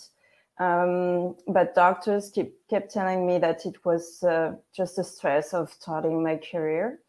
So the months passed by, and I was still in a lot of pain, to the point where I could barely walk. And then after being sent to a psychologist, because they were telling me that it was some kind of mental health issue, I finally got to see a really good rheumatologist who finally give me the diagnosis that I had spondylitis, ankylosing spondylitis. And looking back, when I finally found out what it was and discovered all the symptoms from this the autoimmune disease, I finally discovered that all the unexplained symptoms that I had been suffering from since the age of 8 years old, they were all linked to that. So in the end, even though I was diagnosed at 25 years old, the disease really began when I was 8. But, having a diagnosis was not a magical cure. It just, a new phase started. And during many, many years, we spent a lot of time and struggled a lot trying to find the best treatment for this, trying to control the flare-ups, the pain, and at that time I had almost no social life because it was so exhausting to be in pain all the time. Anyway, and also my career, of course, completely crashed. Anyway, where was I? Sorry, I'm being emotional. And then after about 10 years on so many different treatments, where at some point I was on 7 different medications at the time. And when I had some side effects, which happened quite a lot, it was really, really hard to find out which one was causing the side effects. Anyway, so after, so many different side effects episodes, and one that also sent me to the ER it was an allergy to biotherapy. I started, trying to think about myself and think that maybe I should try to document trying to heal naturally. And so I went to the library, especially American library, because there's so much more resources in English than in French. So I documented myself on natural healing, and then one thing led to another. After doing my research and being quite convinced that something could be done, even though I had been told that I would have to be with medication all my life, and that I would suffer from this disease all my life. Finally, I was convinced that maybe there was something that could be done. So, and how life happens when you are convinced of something, you have made a decision. I don't know, the universe, or you can call it, or your guardian angel, or God, whatever you call it. Suddenly you find a solution. So a friend suddenly talked to me about a functional medicine doctor.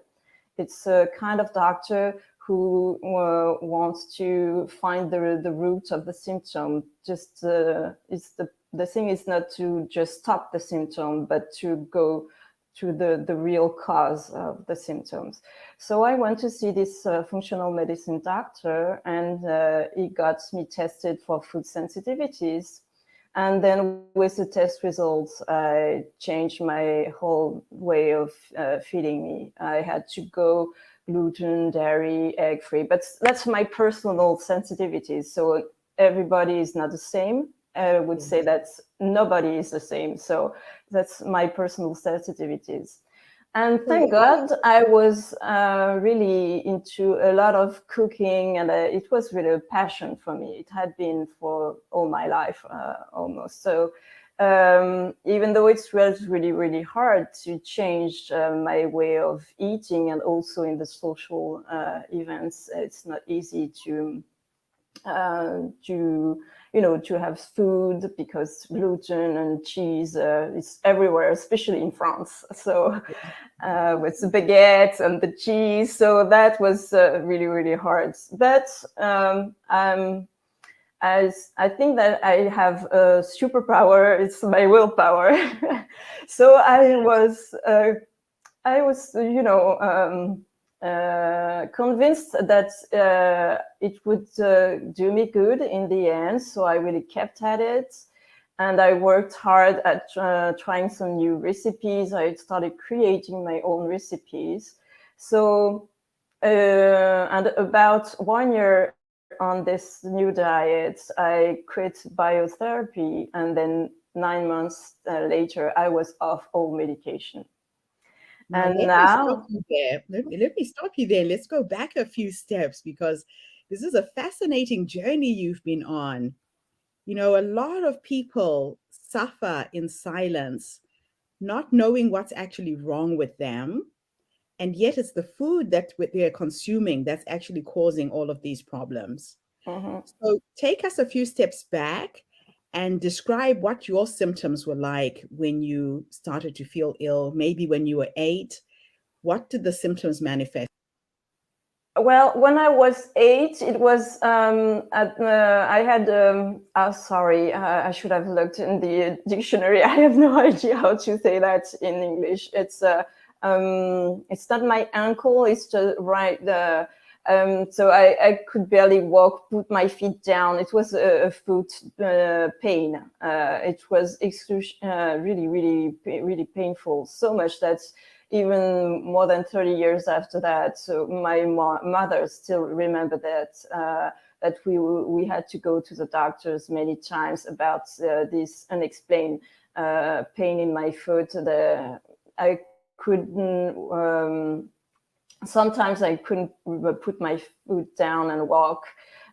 So that was one of the very first symptoms that I had when I was 8.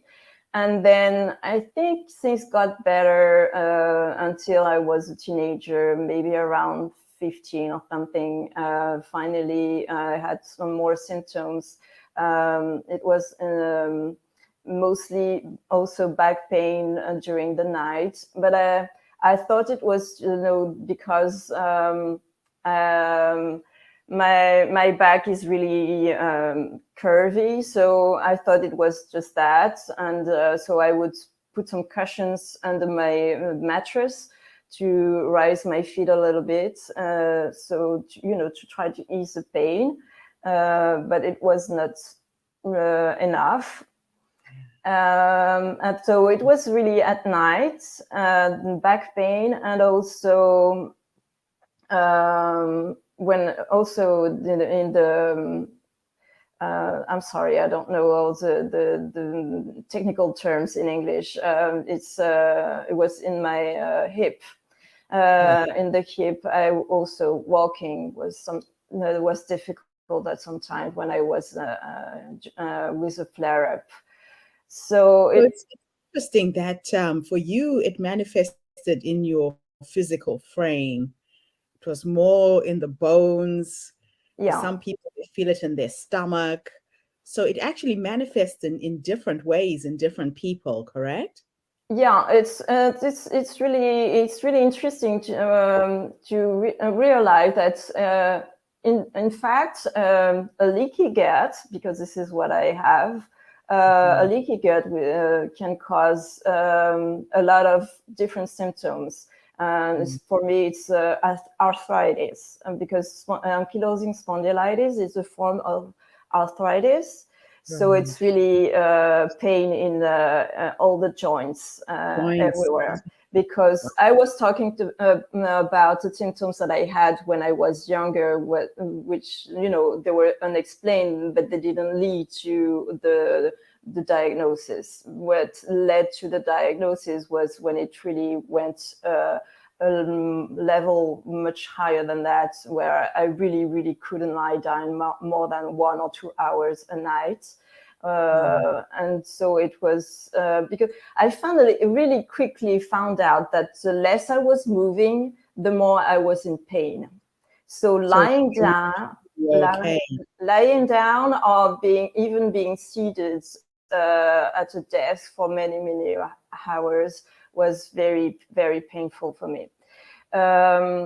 So it was really back pain at night to the point that I couldn't sleep. And then also at that point, all joints I had were starting to ache everywhere, even in my hands. I was playing the piano, but it was like I didn't have the same mobility in my hands, and so it really got into all my skeleton, all my joints everywhere was aching. So.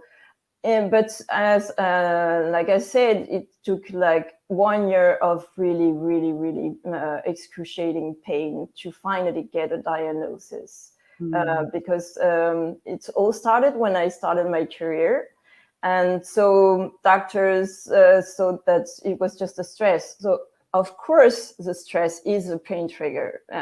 It's a trigger, that's for sure. Now I know my body so well that I know that anytime I have a stressful event or anything that can be stressful, I can have a flare-up.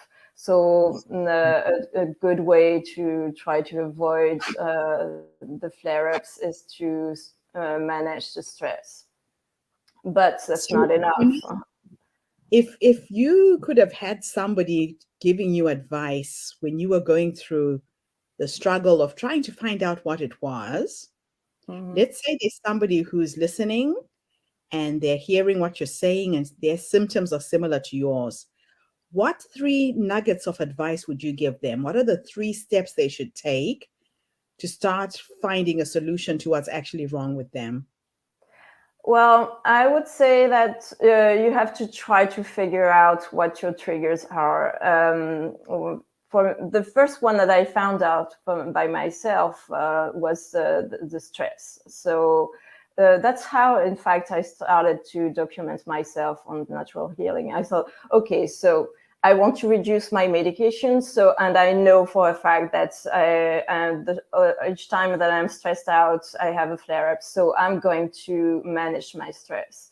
And then one book led to another, and finally found out that much more could be done. And the gut was at the source of many diseases. But I was not prepared to go all in by myself. I was, kind of scared and not self-confident enough because I didn't know enough about all of this. So I wanted to consult a medicine doctor. So now the functional medicine doctors are, they are developing. It's kind of the new medicine, which in the end is not really new, in fact, because now that I have documented myself a lot about ancestral medicines all around the world, either Chinese medicine or Ayurveda, and it's they all explain the same thing. Yeah. And Hippocrates was also saying 2,500 years ago that food is medicine. The first medicine we should take is food. So for me, I took a test. It was a blood test for food sensitivities, but I know that there are also ways to do that for people who can't afford it or don't have access to that kind of test. For some reason, they can do an elimination diet by themselves. So they can, remove the food that are most likely to trigger the symptoms, like gluten or dairy, eggs. There are many, I think there are 14 most likely, allergen triggers. So they can try for a few weeks and see if they are feeling better. And then when they try to reintroduce one by one and see if the symptoms come back. But the thing is, it's really hard sometimes to tell if the food is not good for you, because the symptoms are not, I eat and then I get a flare. It's usually, it can take a few hours, and linking a leaky gut or a problem with your gut and joint pain is not really easy. So usually when we think that some food is not good for us, we would just say, oh, I have a tummy ache. We wouldn't think that, oh, I got a headache, or I got joint pain, or I got something, that really doesn't seem to be linked. So, yeah. So my next question to you is this. You said that food is medicine, right? You became very, very conscious and aware of what you were putting in your mouth. Yeah. A lot of times we eat very unconsciously. We don't read labels. We just consume food, assuming it's good for us when it's not. The recipes that you've developed, are you sharing these on your blog? Tell us a little bit about your blog and how you're reaching out to people and helping other people. Yeah, well, the first thing I want to tell you is that before that, I was already eating whole foods, and I was already reading all the labels, because I grew up with a father. He's an expert in ingredients, so he taught me all of that. So I was absolutely not eating junk food, or really from time to time with friends, or, really just...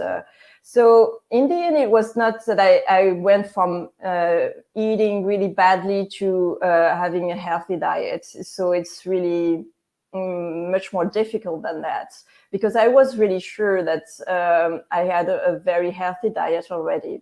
But in the end, because my symptoms were not, like I said, instantly after eating the food, but, after only a few hours or maybe a few days after that, it was really silent symptoms in a way, if I may say.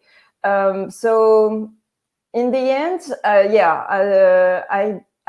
had to remove gluten, cow dairy. Thank God I can still have goat and sheep dairy for a French woman who loves cheese. It's much easier for me. And also eggs. And then, but at the very beginning, I really struggled, because cooking and especially baking without gluten, dairy, and eggs, it's hard when you don't know how to do that. But thankfully, I'm really passionate about especially baking. So I started experimenting. At the beginning, it was all a real mess, and some were not even eatable. But and they would end up in the trash. But so after a while, I finally got the hang of it, and I started creating my own recipes. And then I realized that everywhere I went, because I was also at the same time by reducing the inflammation in my body. So the very first thing that I started to people would see at first was that I was losing weight. I was a little bit overweight, not too much, but it was just inflammation in my body. So it began to be the talk everywhere I went. So people who knew me before that. Mm-hmm. So I realized that both the people were at the same time very curious to know about what I was doing to lose weight, and also what I was changing in my life. And they saw that I was feeling better and better when the months were going by. But then when I said, now I'm eating gluten, dairy, and egg-free, they all said, oh, no. No, that's not for me. And then, but I realized that well, you know, I'm really a food lover. We are obsessed with food in my family. We always have food, and we gather. We are obsessed with food, and with good food. And my mother taught me how to cook, and I used to cook with her when I was really a little girl, and so I really decided that going gluten, dairy, and egg-free would not prevent me from enjoying my food. Right. And so I wanted, you know, when the people around me said, "Oh no," I said, "Okay, I'm going to make you something, and you will try it." And in the end, they all told me, "Oh, you're right, it's really good." And so at one point I thought, okay, I need to create a blog where at the same time I will tell my own story with this autoimmune disease and my natural healing journey, but also I will give my recipes, because if I just go around and tell people, oh, okay, maybe you should consider going gluten and dairy free, but if I don't give them a solution on how to eat and enjoy the food, You're they not won't really do it. They won't yeah, do it. so So true. I have met some people that they were told that, and then in the end said, okay, and so in the end they don't stick to this diet. So Yeah. I wanted really to have the whole the whole solution, or maybe a way for people to find a solution by themselves. And I Okay. So if I was to take you and leap you into the future, let's now imagine you are a wise woman of 100 years old, oh and you've lived this healthy life. You've helped thousands of people, restore their health who are struggling with autoimmune diseases. If you could have a conversation with that future woman, based on how you're living your life right now, what would you say to her? If I could teleport you into the future. well, I would be very proud of myself if I could say that I have helped thousands of people healing naturally, and healing, even if it's not naturally, at least finding out what the symptoms are. Because, like I said, not knowing what you have when you have many symptoms and you can't sleep at night, and people tell you that it's all in your head, it can drive you really nuts. And so yeah, that's something that I really would love to really help people. That's the whole point of my blog. But in the end, when I first started, it was just a side hustle. I was still in my unfulfilling corporate career. And in the end, I think it's kind of saved me because I finally found myself, and I'm really much happier now, because I have decided to go one step further and become a holistic health coach. And and in the end, until the age of, I think, 17, I wanted to be either a doctor or a vet. But then something happened in my life, and I decided to go study accounting. So in the end, I'm finally aligned with my soul. And so that's absolutely incredible. So I'm so grateful for this. I don't know. And I do believe that part of my symptoms of my disease was caused by the fact that, it was I think that my body was telling me, "Hey, what are you going to do?" Because as I told you, the symptoms got really, really crazy when I first started my career in CPA firm. And so I think it was a way for my body to tell me, "Hey, you have nothing to do there. You want to heal people. What are you doing? Just get out of here." I love it. They say that the universe never gives you a challenge you can't overcome, and that you go through it so you can become a teacher, which you have. And you found yourself, you found your true calling through this experience, which is quite fascinating. So before we leave, what are your parting thoughts to anybody out there who is suffering from an autoimmune condition? Well, I would say that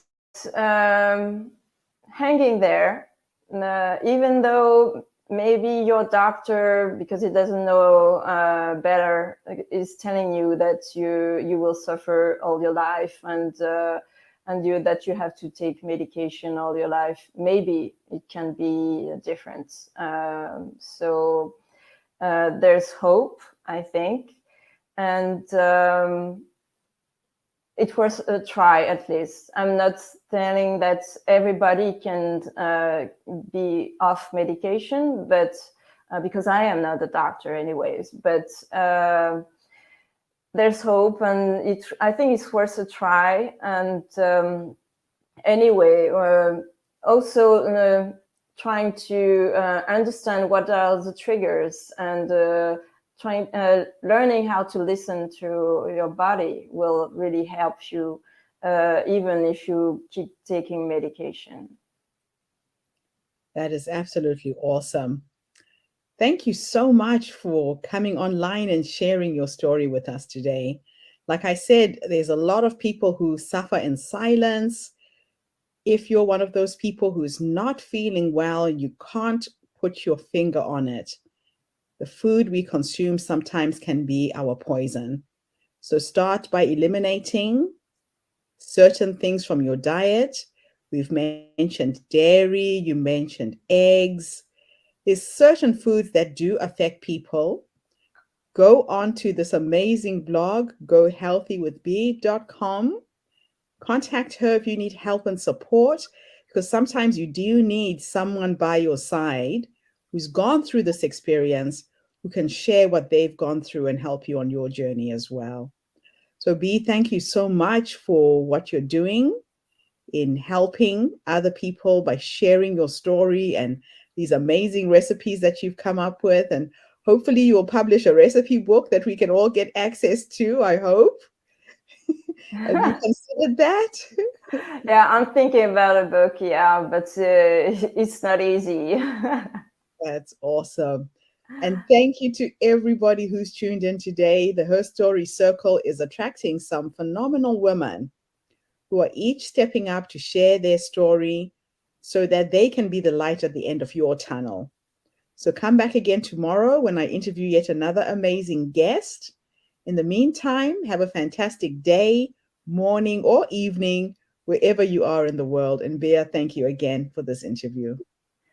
Thank you so much, Gertrude, for having me. It was such a pleasure. I'm really, really honored that you had me.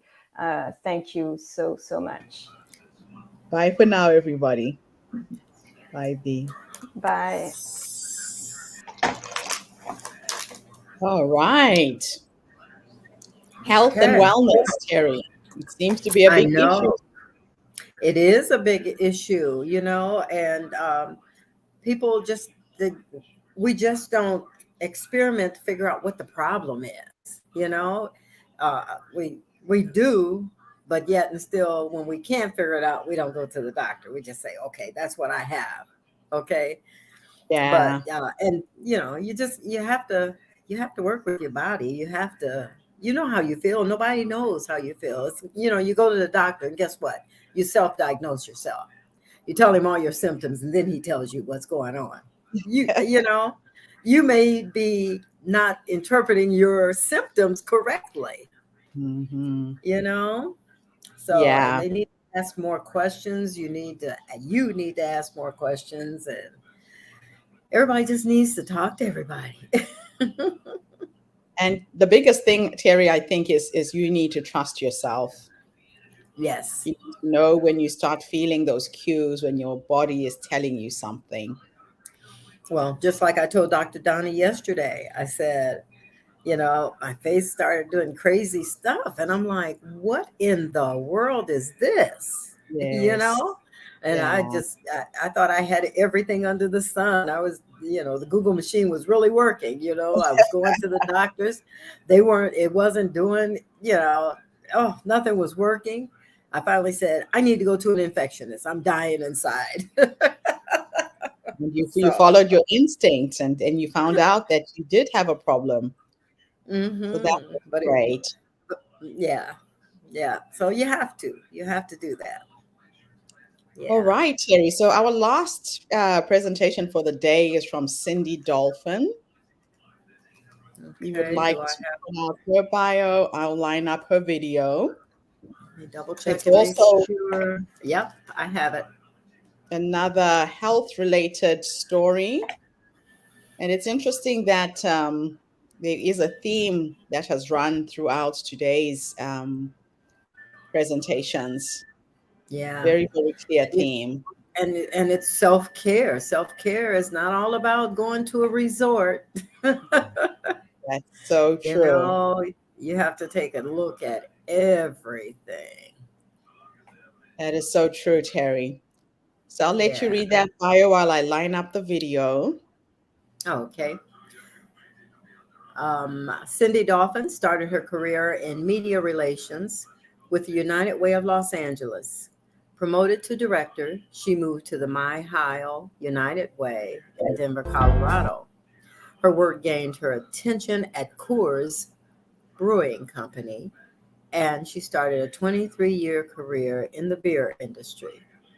One of the few females in the marketing end of the adult beverage category, she made major strides for the company in difficult markets like New York City, San Francisco, and the GLBTQ community.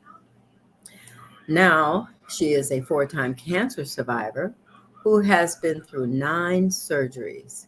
But Cindy didn't let that stop her from thinking outside the proverbial box. She realized soon enough that the drains that she had to manage were being safety pinned to her hospital gown in an inefficient and uncomfortable way. And this adversity became the mother of invention for her. She created Keeley Medical Drain Carrier, a simple mesh apron that suspends drains during recovery. Cindy now speaks to community and medical groups on the incredible value of patient innovations, simple ideations which can assist others dealing with day-to-day medical issues. Yeah, I remember all those drains. Not that I had cancer, but I remember a person that was going through all of that. They could never Mhm. get it positioned right. Okay, so Cindy, we welcome you. Thanks, Terry. You're welcome.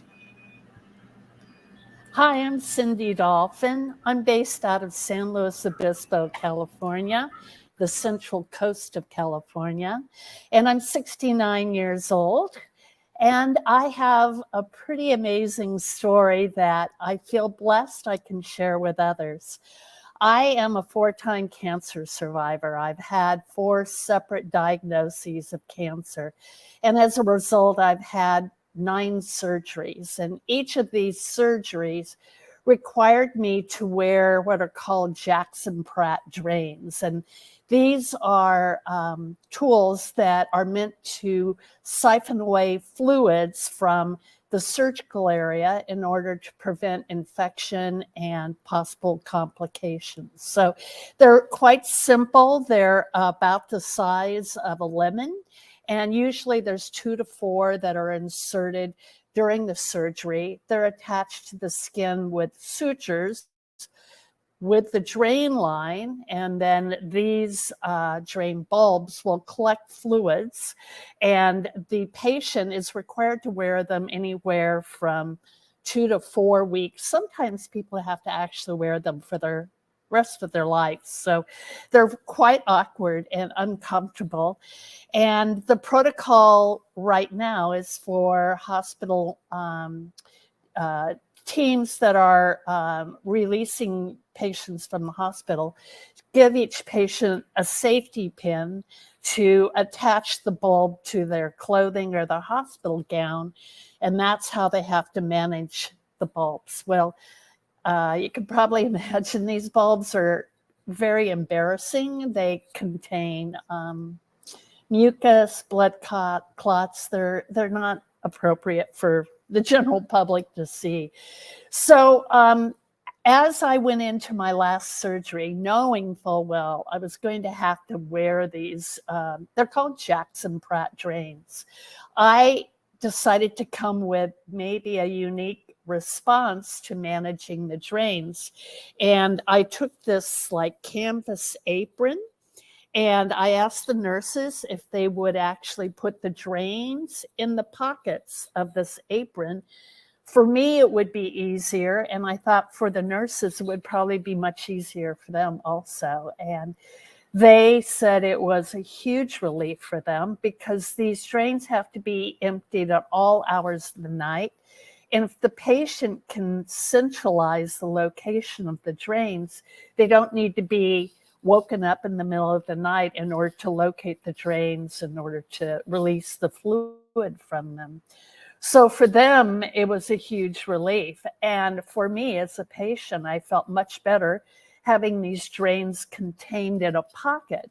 And then when it was time to actually bathe, I took the canvas apron to the shower with me, but realized I wouldn't really be able to carry the drains in the apron when I went in the shower. So that's when I began thinking about how I could take a design that would allow a patient to manage drains, but also enter into a bathing situation, either showering or bathtub, and still be able to suspend these heavy drains. So I went home and with the help of my nephew, who's quite a talented seamstress, we started coming up with ideas that would make sense for managing drains. And the prototype that we came up with, we felt pretty good about. This is kind of what it looks like.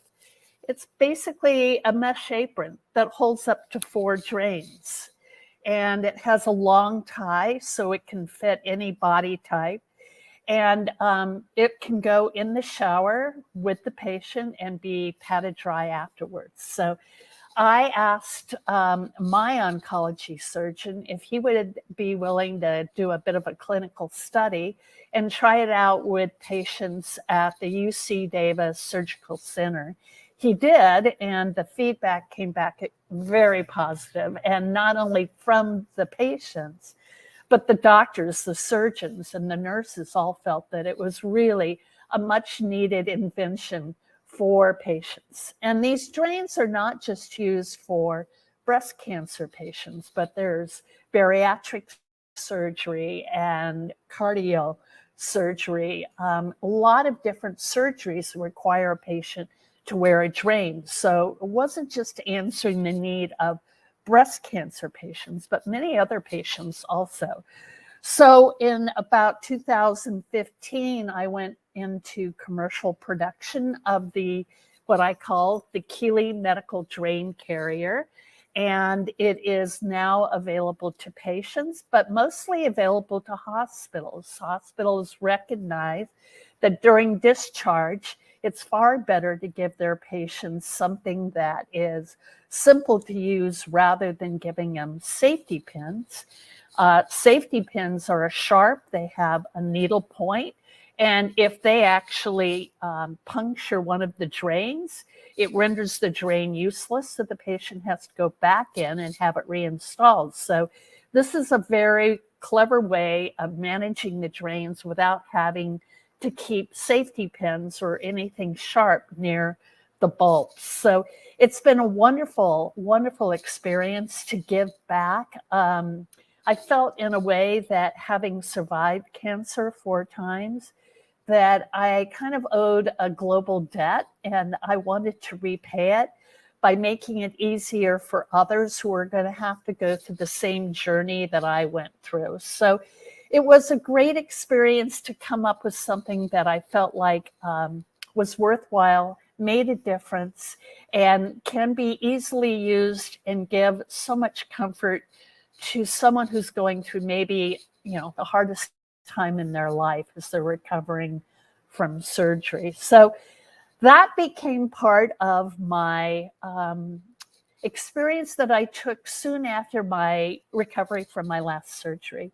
And I had already planned to go and live in Africa for 3 months and work with women in small businesses. So as I went to Tanzania, Tanzania is how they pronounce it, I brought my medical drain carrier with me. And the work I was doing with the women, they were all located near the base of Kilimanjaro. So that's why the name of the product is the Kili Medical Drain Carrier.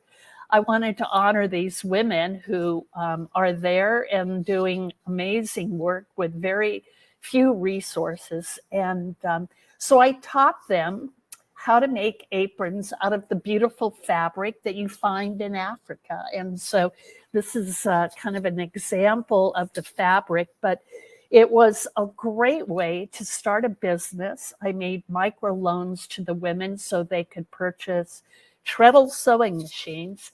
And then we bought the beautiful fabrics that are available in these amazing African stores. And so they started making aprons. And so their small business, they're called Kilimanjaro Carriers, their small business is now allowing them to have funds to pay for school fees, for medical care, for farming supplies. Best of all, it's empowered these women to feel very good about themselves and help their daughters understand their mothers are role models to what they can do. So the young girls that are the daughters of the women that are making the aprons are now learning the skill of making aprons, but they're expanding it and they're making beautiful other skirts and tops and wonderful items that can be sold and again make school fees available to their families, better living conditions. So it's been truly a global experience of having these drains, which are very awkward and uncomfortable, and taking it and turning it into something that I can make better for other people. And then taking that and learning how to teach women to bring more empowerment, more confidence, just a feeling of accomplishment to these beautiful women in Africa. So that's my story. That is so heartwarming. Cindy, you have no idea. When I heard about your story, I've been on a quest to find women who not only look after themselves, but think about others. And what you've done is phenomenal. It's not only helping other people who are going through surgery, who are going through these uncomfortable situations with these bags, but now the social impact and the ripple effect that your project has on women from my continent is just absolutely heartwarming. Now, a lot of people go through their struggles. We all have issues that we experience, but some people don't see the silver lining. They don't see the opportunity in turning that problem into a business, to become an entrepreneur like what you've done. Was this something you were doing before? What was the inspiration? What gave you the courage to say, hey, I can make a difference. I'm going to try this? Well, there were days that I felt down, and that's only normal. I mean, being diagnosed with cancer is a traumatic event in your life. So I can't say I was always looking for the silver lining.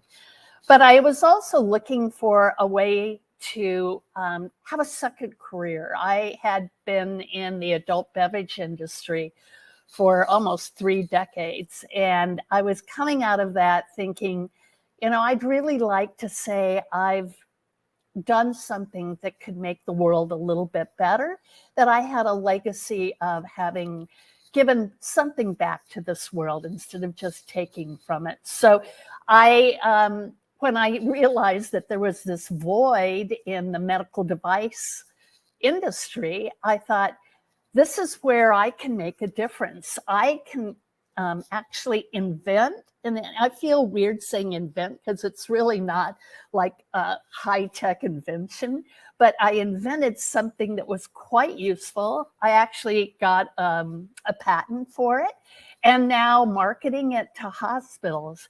And I feel that I have taken the years that I learned from the adult beverage industry and transferred it to something that's now very meaningful to me, and that I can feel like my second career is really going to make a difference. I absolutely love it. So you did have those transferable skills. Everything you had done in business could be applied to this new venture. So if there is somebody who is going through something similar, can see a need, can see a small little niche, they don't know where to start. Based on what you've had as your experience, what 3 nuggets of wisdom could you give to get them started? I joined a startup community where I was living, and having the energy from other entrepreneurs was really motivating for me. And even though they were often coming up with very elaborate, high-tech solutions, they embraced what I was doing. And so because of that, I gained that kind of excitement, the energy that you need to take the first big step towards building a business. So that was one thing. Two, we have here in the US a Small Business Administration, and I went to them and took classes, invited a mentor to be a part of my group, and took a very serious look at how I was going to build an infrastructure that would be sustainable and would not necessarily make $1 million, but be made up of people who were strong and believed in what I was doing.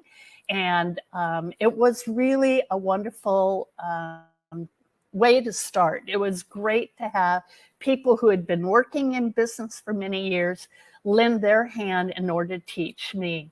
And then finally, I'd say just taking a blind faith leap is what you have to do. If you think you have an idea, it's really important to just go ahead and try it. And as much as it's scary, it also is empowering. And some of the ways that I got started with my product is I just went to a simple little dollar store and started looking at what items were there, and then reconstructing them and thinking of how they could be rebuilt into something that would work for me. So being a little bit goofy about how you look at your product, but taking that step of trying it out.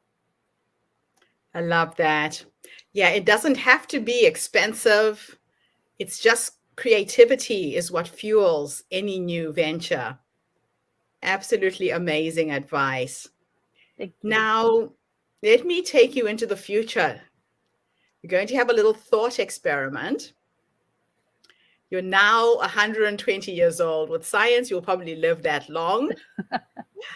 And you're sitting in your rocking chair, surrounded by your children, your grandchildren, your dogs, your cats, whoever is around you at that time.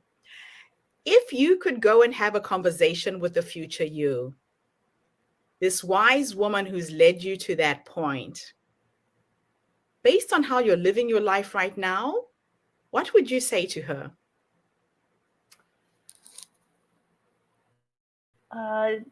To go ahead and take the chance. And we're led here, at least in the US, to believe that the success is actually based on dollar signs. And I have now given up that part of my career to this part of the career.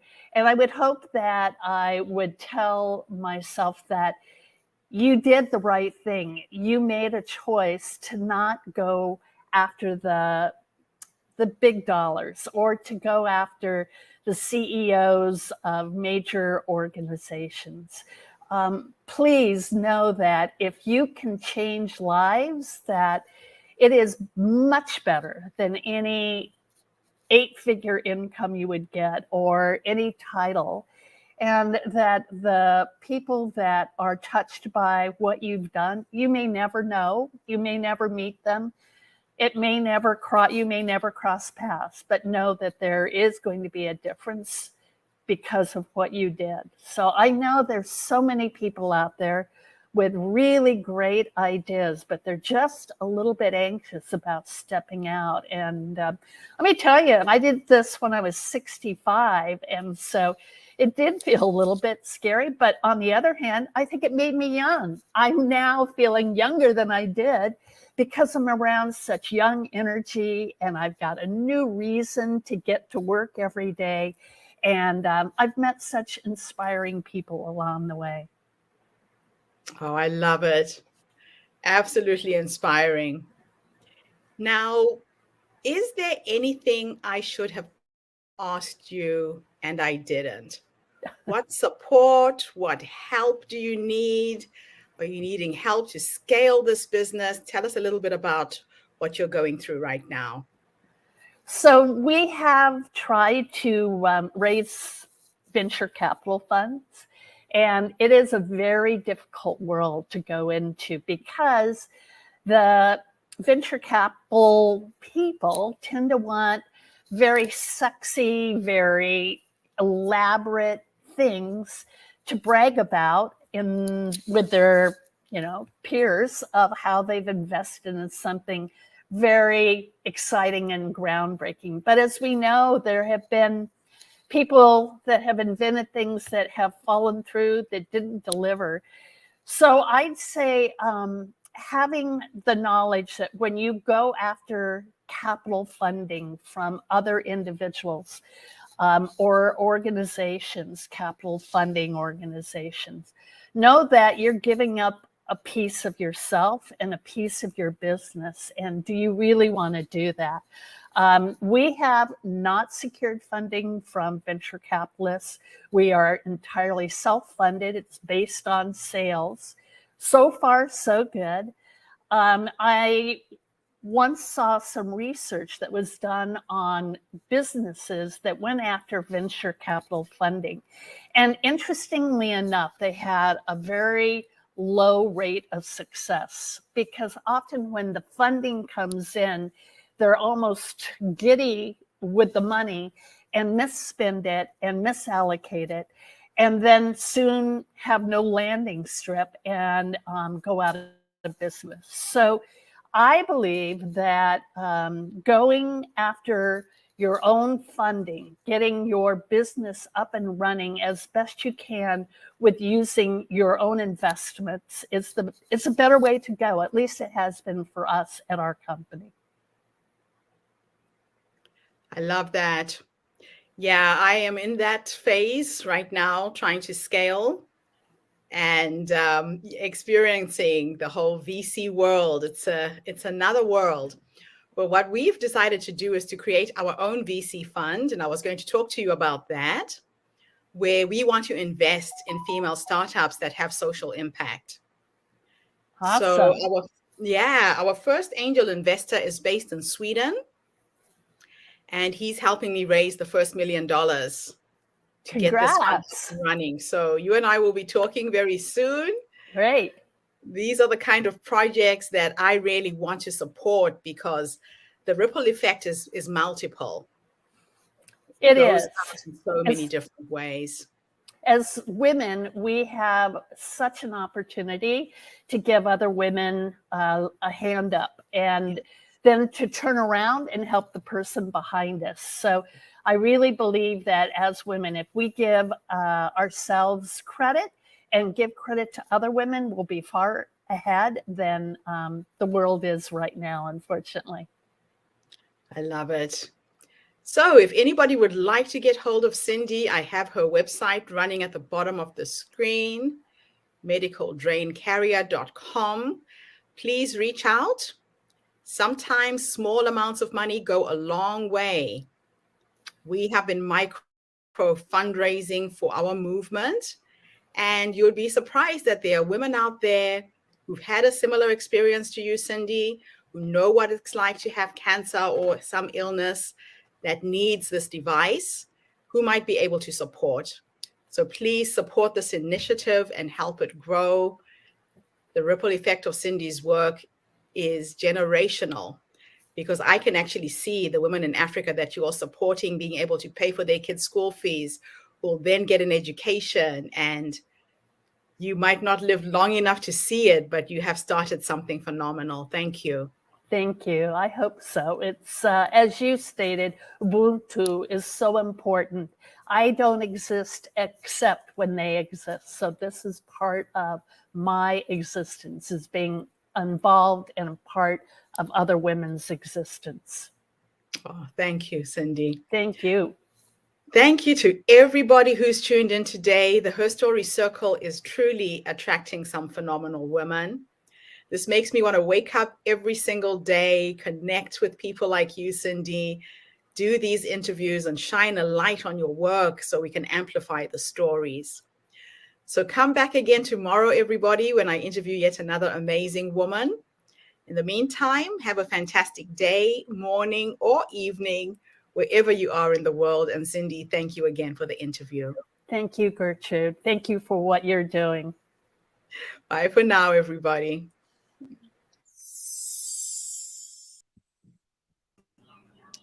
Wow, what a beautiful end to our day, Terry.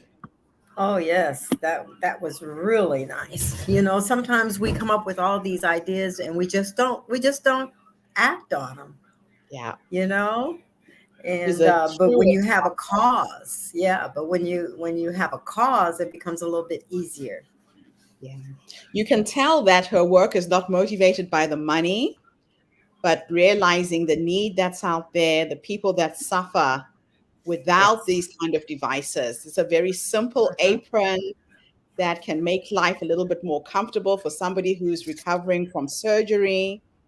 So we'd love to see how we can support Cindy and get more funds through to her project as well from our Her Story Foundation funds. Yes, that would be So ideal. we have come to the end of yet another amazing day, Terry. Thank you so much for being here and holding space. They say that if a tree falls in a forest and nobody sees it, did it really fall? So our stories need the ears, they need to be heard. If you are online watching us right now, please share these videos, pass them through your social media networks. Let's help amplify every single woman and every single story we've shared. Thank you, Terry. Looking forward to catching up with you. Are you with me tomorrow? I know that you're looking after mom. Yeah, I'm hoping that my my agenda I'll be able to fit in sometime, but maybe not the whole Okay. time. I'm working on it. If it doesn't allow, I totally understand. But I am looking forward to catching up with you tomorrow. And thank you to everybody who's tuned in today. Presence with us virtually has been amazing. All of the comments you've shared, all of the thank yous. It really puts fire in us for us to keep going and doing this work. Yes, it does. Yes, See you it does. tomorrow, everybody. Have a fantastic day. Bye for now. Thanks, Bye bye. Terry.